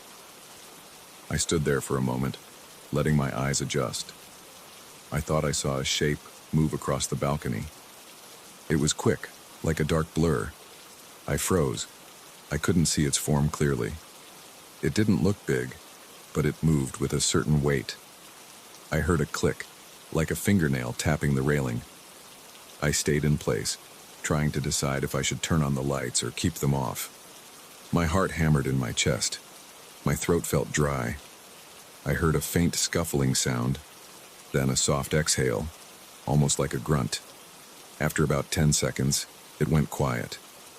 I inched closer to the living room window, trying to see if there was anything crouching near the balcony door.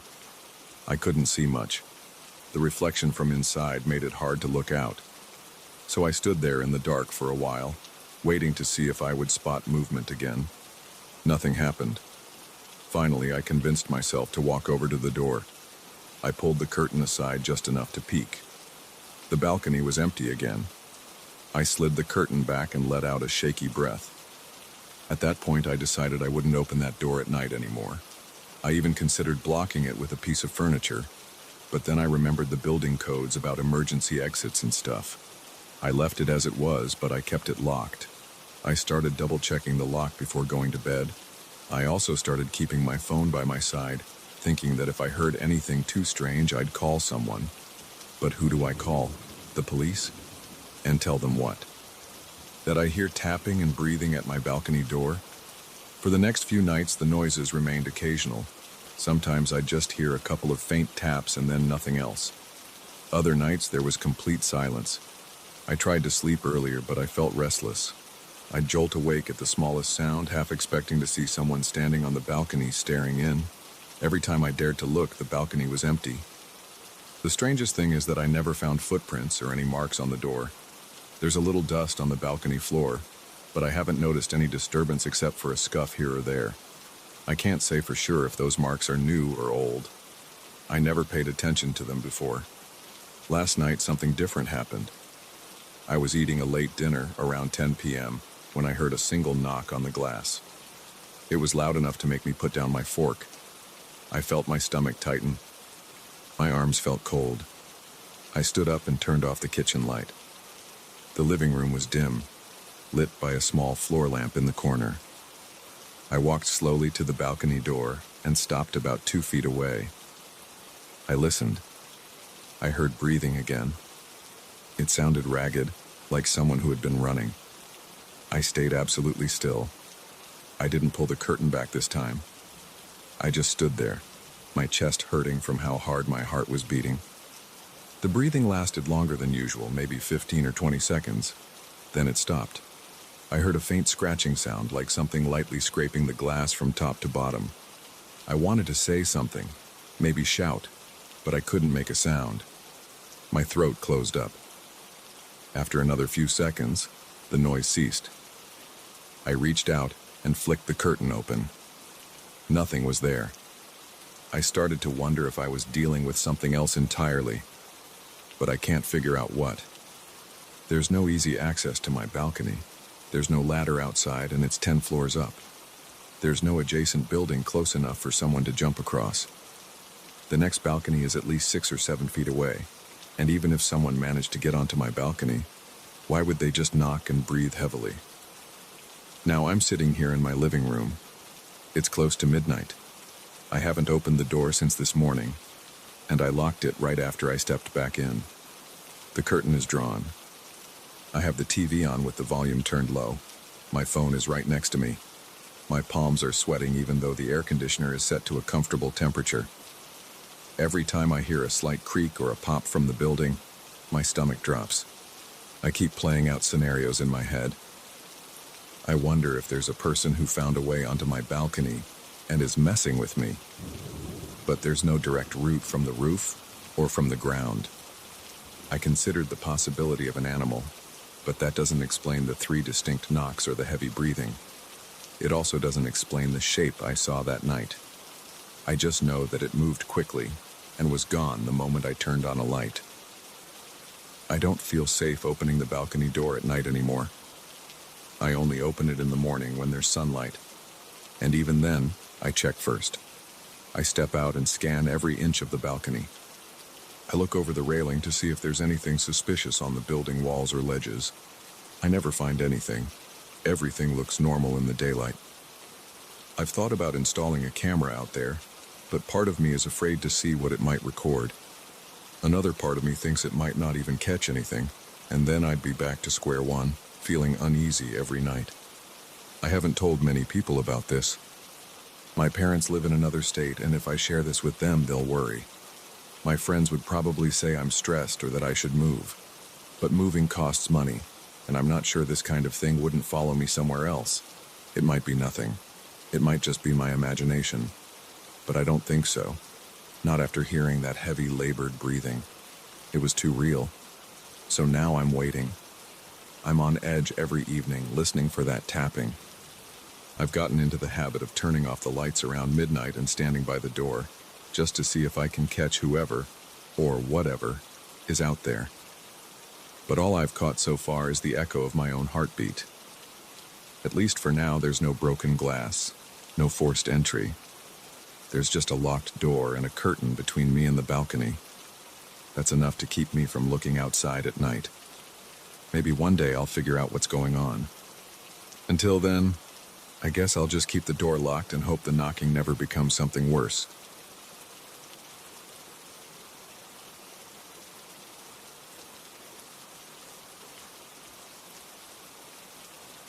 That old radio won't stop making noise. It doesn't matter if I unplug it or throw it in a ditch. Somehow it ends up back in the same spot, playing low static after midnight.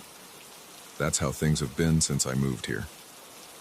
I thought I'd settle on my dad's old ranch without complications, but I was wrong. Now I'm caught up with this piece of junk that won't stay quiet. I drove in on a Monday afternoon because I'd been putting off dealing with the ranch for too long. The place hadn't changed on the outside. The main house was still the same old building with chipped paint and sagging porch steps. The roof looked okay, but I didn't trust it. The ground around the porch had weeds up to my knees. I felt sweat gathering on my forehead because it was hot and humid. There was a faint smell of manure and old hay, but I was used to it. I grew up in this area, so that odor reminded me of times I'd rather not think about. I headed straight for the barn because I wanted to check if the structure was still sound. My dad spent a lot of time in that barn. He kept a radio there on an old workbench. He used to listen to country music while tinkering with small projects. I had no special attachment to that radio, but seeing it again gave me a strange feeling. It looked older than I remembered.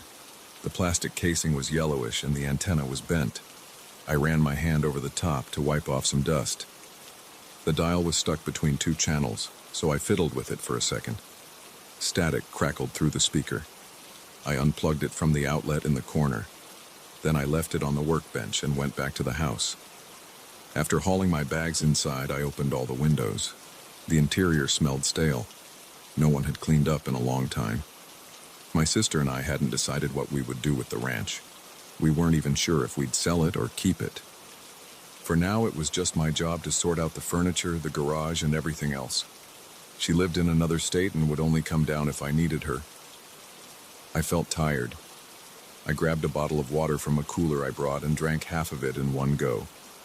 Then I noticed I had no service on my phone. That wasn't unusual out here. I just shrugged and put the phone back in my pocket.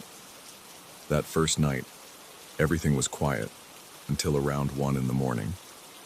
I had dozed off on the couch because I was too lazy to set up the bedroom properly. A faint crackling noise woke me up. It was so soft I thought it was my imagination. I listened carefully. It sounded like static mixed with a country song. I knew that sound. It was my dad's old radio station. I sat up and rubbed my eyes. The living room was dark. The only light came from the moon through the window. The noise was coming from outside. I figured maybe I had forgotten to unplug something, but I was sure I unplugged the radio before leaving the barn. I walked out barefoot and headed toward the barn. The grass was damp. My heart was beating faster than normal, but I kept going. I slid the barn door open. The overhead light wasn't working, so I used my phone's flashlight. The radio was on the workbench, glowing faintly. The dial's needle twitched. Low static came from the speaker. I glanced at the outlet. The cord was dangling off the bench, not connected to anything. I swallowed hard. I told myself it had to be some leftover battery or an internal capacitor storing charge. I had no idea how electronics worked, so I decided not to freak out yet. I picked up the radio, turned the knob until it clicked off. It fell silent. I put it back on the bench. I felt a bit shaky as I closed the barn door. I went back to the house, locked everything, and forced myself to go back to sleep. The next morning I woke up with a stiff neck. My back hurt from that couch.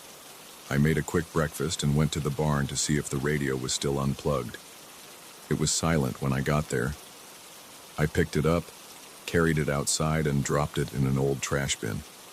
I didn't plan on fixing it, and I didn't want that static at night. I had things to do, like cleaning out the house and checking the fences. I spent most of the day hauling trash and sorting through boxes in the house. I found some old photographs, papers, and random stuff that my dad never threw away. Nothing felt too personal. He hadn't been a sentimental man. In the afternoon, I tried to get a call out to my sister. My phone signal was weak, so I drove a few miles down the road to a spot where I knew I could get a decent connection. I told her I was planning to stay at the ranch for a few more days. She said she was fine with that and asked if anything was weird. I hesitated, but ended up telling her about the radio. I asked if she had taken it out of the trash or if she'd visited the ranch recently. She said no. She sounded confused. I told her it was probably nothing. I ended the call feeling uneasy. When I got back to the ranch, I checked the barn again. My stomach tightened when I saw the radio sitting on the workbench. It looked exactly like before. Same layer of dust, same bent antenna. I stared at it for a while. Then I tapped on it, picked it up, and turned the knob. Static came out. I shut it off again. My hands were shaking a bit. I remember feeling frustrated. It made no sense that a radio I'd thrown in the trash would be back in the barn. I left the barn and locked it with a heavy padlock. That lock was old, but it still worked. I yanked on the door twice to make sure it was secure. I tried to focus on other tasks. I swept the house, bagged more junk, and made a quick dinner. My mind kept drifting back to that radio. I started wondering if I was mixing up the location of the trash bin. Maybe I'd used a bin inside the barn without remembering it. I blamed it on stress. I told myself I was just spooked because the ranch felt lonely. At around midnight, I got ready to sleep in my old bedroom. I left a lamp on because I didn't like how the darkness felt. Around 1 a.m, I heard it again. Low static and a faint tune. I sat up, heart pounding. I tried to ignore it for a moment, hoping it would stop, but it kept going. The barn was locked, so I wondered if the sound was coming from another radio. I got out of bed, put on some pants, and grabbed a flashlight. My mouth was dry, so I took a swig of water on the way out. When I reached the barn door, the padlock was still in place. I shined my flashlight through a gap in the boards. I saw a weak glow inside, exactly where the workbench stood. The static got louder when I pressed my ear against the wooden wall. I felt sweat on the back of my neck. I fumbled with the lock, managed to unlock it, and slid the door open just a crack. The radio's light was pulsing. I could hear a country melody under the static. I didn't recognize the song. It didn't sound like a typical station broadcast. The words were garbled, and the music was slow and distant. I stepped inside, keeping the flashlight trained on the radio. My pulse throbbed in my ears. The radio crackled with a low hiss. When I approached it, the volume dipped, almost like it sensed me. I reached out and turned the knob off. It clicked and went silent again. I unplugged it, though it was never plugged in, and carried it outside. I locked the barn behind me and walked around until I found a fire pit my dad used to use for burning yard waste. I set the radio down on the ground. I felt silly, but I grabbed a hammer from a toolbox nearby. I smashed the radio a couple of times until the plastic cracked. The speaker popped out. The dial fell off. I felt a rush of adrenaline. Then I dropped the hammer and tossed the broken pieces into the fire pit. There was no wood or flame yet, but I planned to burn it the next day. I wiped my forehead. I couldn't believe I was going this far, but I didn't want to see that radio in one piece again. Then I walked back inside, washed my hands, and tried to sleep. I felt exhausted. The next morning I woke up early. The first thing on my mind was the fire pit. I rushed out to check. It was empty. No broken parts, no plastic casing, no wires. I looked around the fire pit, thinking maybe some animals dragged the pieces away. I didn't see any fragments. My chest felt tight. I checked inside the barn again. The radio was there, back on the bench, looking like it always did. No cracks, no dents. The dial was in place. The antenna was still bent. I stood there, breathing heavily, feeling my stomach twist. I felt a chill even though the morning sun was warm. I moved closer and touched it.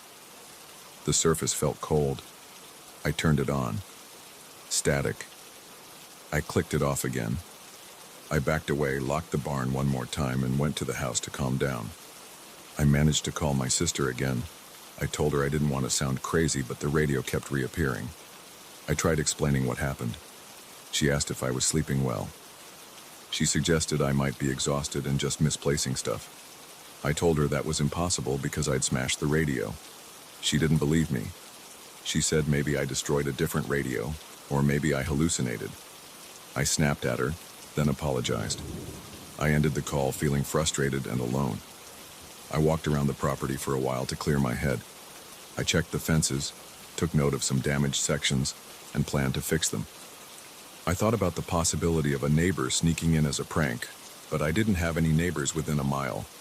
My closest neighbor was an older man who wouldn't bother with something like this. That night, I sat in the kitchen with the lights on, waiting. I felt my eyes droop around midnight, but I forced myself to stay awake. At exactly 1 a.m, I heard the static again. It wasn't loud. It was more like a distant whisper. I looked out the kitchen window.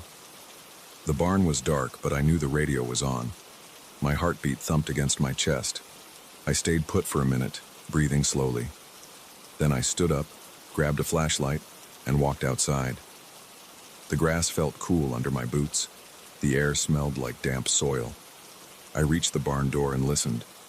The static was there, faint and crackling. I didn't unlock the barn this time. I just stood there. My thoughts felt scrambled. I wanted to stop hearing that noise. I wanted a normal night without that radio humming in the dark. After a while, I walked back to the house and shut the door. I tried to sleep, but I couldn't. I kept thinking about how that radio turned on by itself. I thought about how it never stayed destroyed or thrown away. I wondered if it would ever stop. My stomach felt tight and I had a dull headache. Eventually, I dozed off near dawn. When I woke up, I checked the barn again. It was quiet. The radio was still there, looking ordinary. I stared at it for a moment, then turned around and left.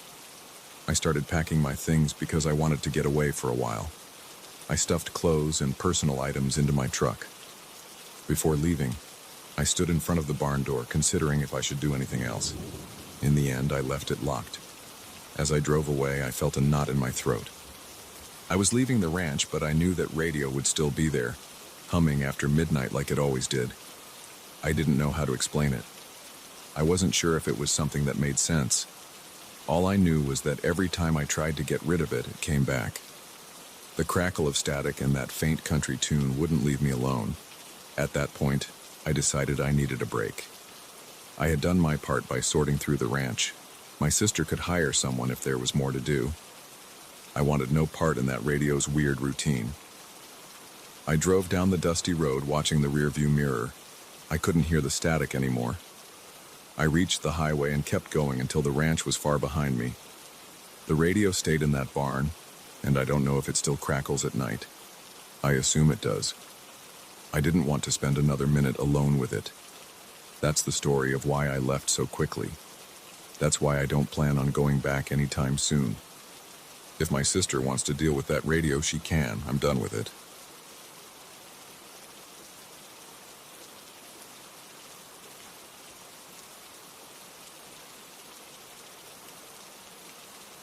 I've lived in this condominium for 2 years. It's right next to an old cemetery, separated only by a tall concrete wall. People always ask me if that bothers me. At first I shrugged and said it didn't. I heard a few voices from the other side at night, but I assumed there were legitimate reasons for them. Maybe late-night visits or some staff working. Then I started hearing low laughter and soft moans at odd hours, times when I knew there shouldn't be any ceremonies. One night I found a withered flower on my balcony. I had no clue how it got there. I picked it up, tried to toss it away, and it crumbled into ash in my hand. That's when I realized something wasn't right. I live on the second floor of a 5-story building. My balcony overlooks the cemetery wall. During the day, it looks normal enough. Sometimes I hear a lawnmower from the groundskeeper who takes care of the grass. I see crows perched on the top of the wall once in a while. There's a big iron gate at the entrance of the cemetery. People come and go. Everything seems peaceful in the daylight. At night, it's different. I've been sitting in my living room with the lights off, trying to watch TV or read a book, and I'll hear someone speak on the other side of the wall. The voice sounds low and mumbled. I usually convince myself it's just someone paying respects, or maybe an older caretaker walking around. But there have been times I've heard laughter that isn't pleasant. It sounds breathy and short, like someone trying to stifle it. I've also heard a slow, drawn-out moan that makes my skin crawl. It doesn't sound like a person in pain. It sounds off. I can't explain it well, but it raises the hairs on the back of my neck. The first time I found something that truly alarmed me was about a month ago. I woke up one morning, opened the balcony door, and saw a wilted rose in a small puddle of water near my outdoor chair. It looked like it had been sitting there for a while, but it hadn't rained that night. I didn't see any footprints or signs that someone climbed over. The wall is almost 8 feet high, and there's no reason for anyone to scale it. I picked up the rose, planning to toss it in the trash. The moment I gripped the stem, it felt cold, like it had just come out of a freezer. I carried it to the kitchen trash can, but when I opened my hand, it disintegrated into a fine gray powder. It made me jump back in surprise, and I ended up spilling some of that powder on the floor. I had to sweep it up and wipe down the spot. I didn't smell anything unusual. It just looked like ash. I tried to forget about it, but the image stuck in my mind. That evening, I sat on my couch, stared at the wall, and listened. I heard the usual faint sounds. They were too soft to understand. Around midnight, I was in bed trying to sleep, and I heard a quick burst of laughter. It sounded like a man's voice. It stopped as soon as I got up to check. I peered out my window into the darkness, but all I saw was the top of the wall and some tree branches behind it. I couldn't see into the cemetery because of the angle.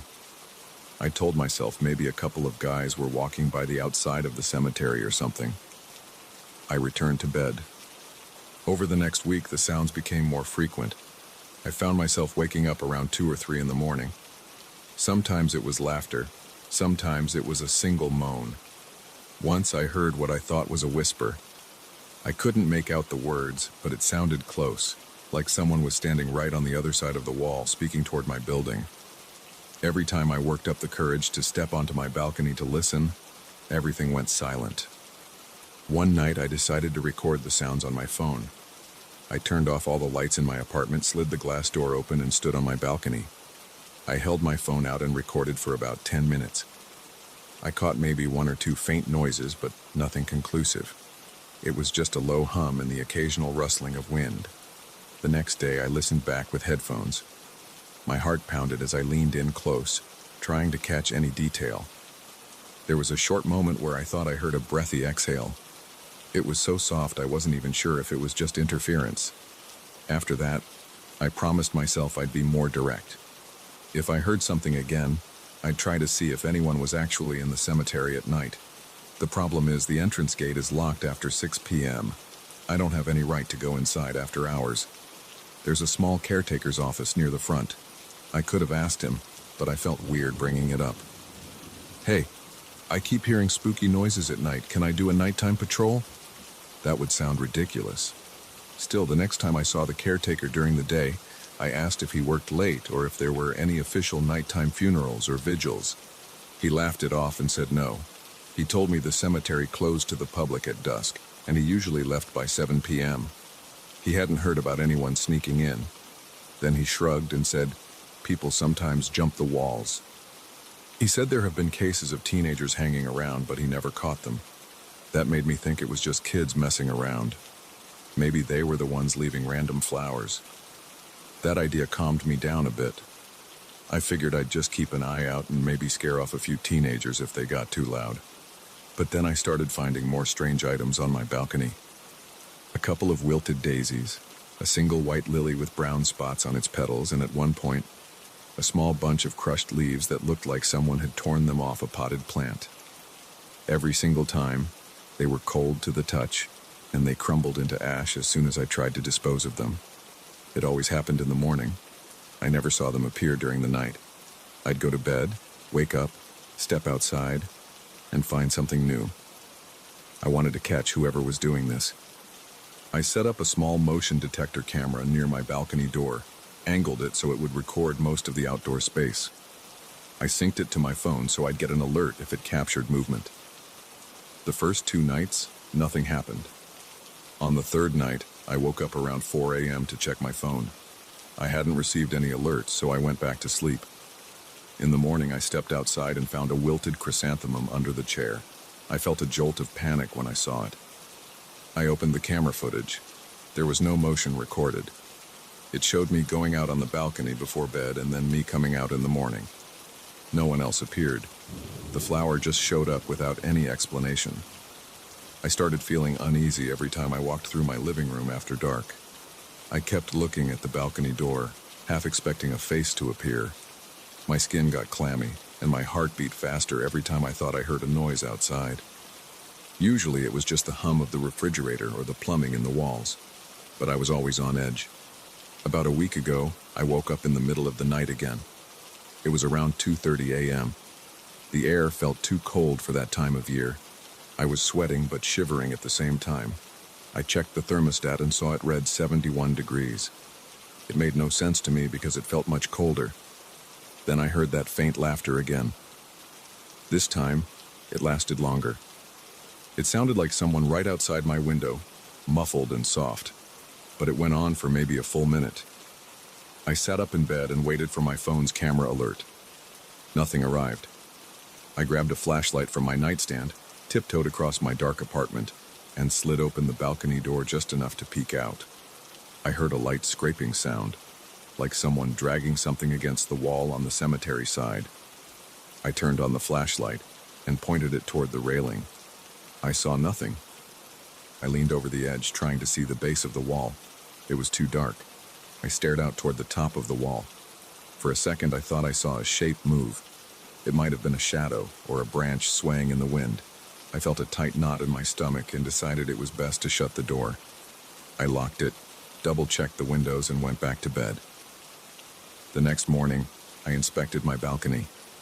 No flowers, no ash, no footprints. It looked clean. But when I knelt down near the railing, I noticed a small patch of dust that looked darker than the usual buildup.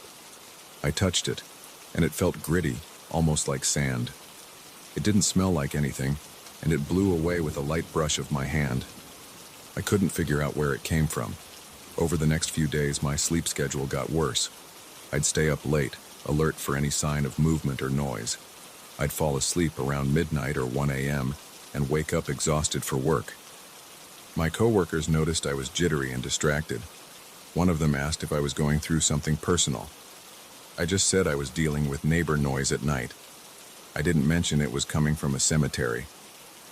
2 nights ago, I decided to pull a chair out onto the balcony and sit there in the dark. I put on a hoodie, brought my phone, and turned off the indoor lights so I wouldn't stand out. Around 1 a.m., I heard a faint scraping noise again. Then I heard a low hum like someone humming a tune. I couldn't recognize any melody. The sound rose and fell, then faded. My hands got clammy, and my mouth went dry. I looked over the railing again, shining a small flashlight. I thought I saw a hand gripping the top of the wall, but it vanished so fast that I wasn't sure if I imagined it. I felt my pulse racing. My stomach twisted up and I almost dropped the flashlight. I rushed back inside and locked the door. My heart was pounding so hard it hurt. I waited, listening for any more noises. After a few minutes of silence, I forced myself to calm down. I walked to my bedroom, lay in bed, and just stared at the ceiling until I fell asleep. In the morning, there was nothing on the balcony. No flower, no dust, no sign of anyone being there. My camera didn't capture anything either. Now I'm left with this sense of constant unease. I have no explanation for the laughter, the moans, or the weird withered flowers that turn to ash. I've considered moving out, but that's a big step. My lease isn't up for another few months, and I don't want to break it without a solid reason. But I'm concerned about my well-being. Every night I wait for something else to happen. I can't say for sure what's out there. I only know I've heard sounds no one can explain, and I've seen things appear on my balcony without any logical way for them to get there. Something is happening by that wall, and it doesn't feel right. I'm not sleeping well, and I'm constantly tense. My body feels heavier, and I catch myself jumping at small noises like the elevator door in the hallway. I'm stuck in this place, living next to a cemetery that doesn't stay quiet at night. I don't know who or what is making those sounds. Maybe it's a prank. Maybe it's something I can't explain. All I know is I never feel fully alone after sunset anymore. My balcony faces that graveyard, and I can't ignore it. Every time I close my eyes at night, I half expect to hear that raspy laughter again, or find another dead flower waiting for me in the morning. And every time I step outside, I feel the wall looming over me, hiding whatever is on the other side. I don't know if I'll ever get used to it. I just want to sleep through one night without waking up in a cold sweat, sure that someone is standing outside looking in. For now, I wait, listening to the silence, never sure how long it'll last before I hear something I can't explain.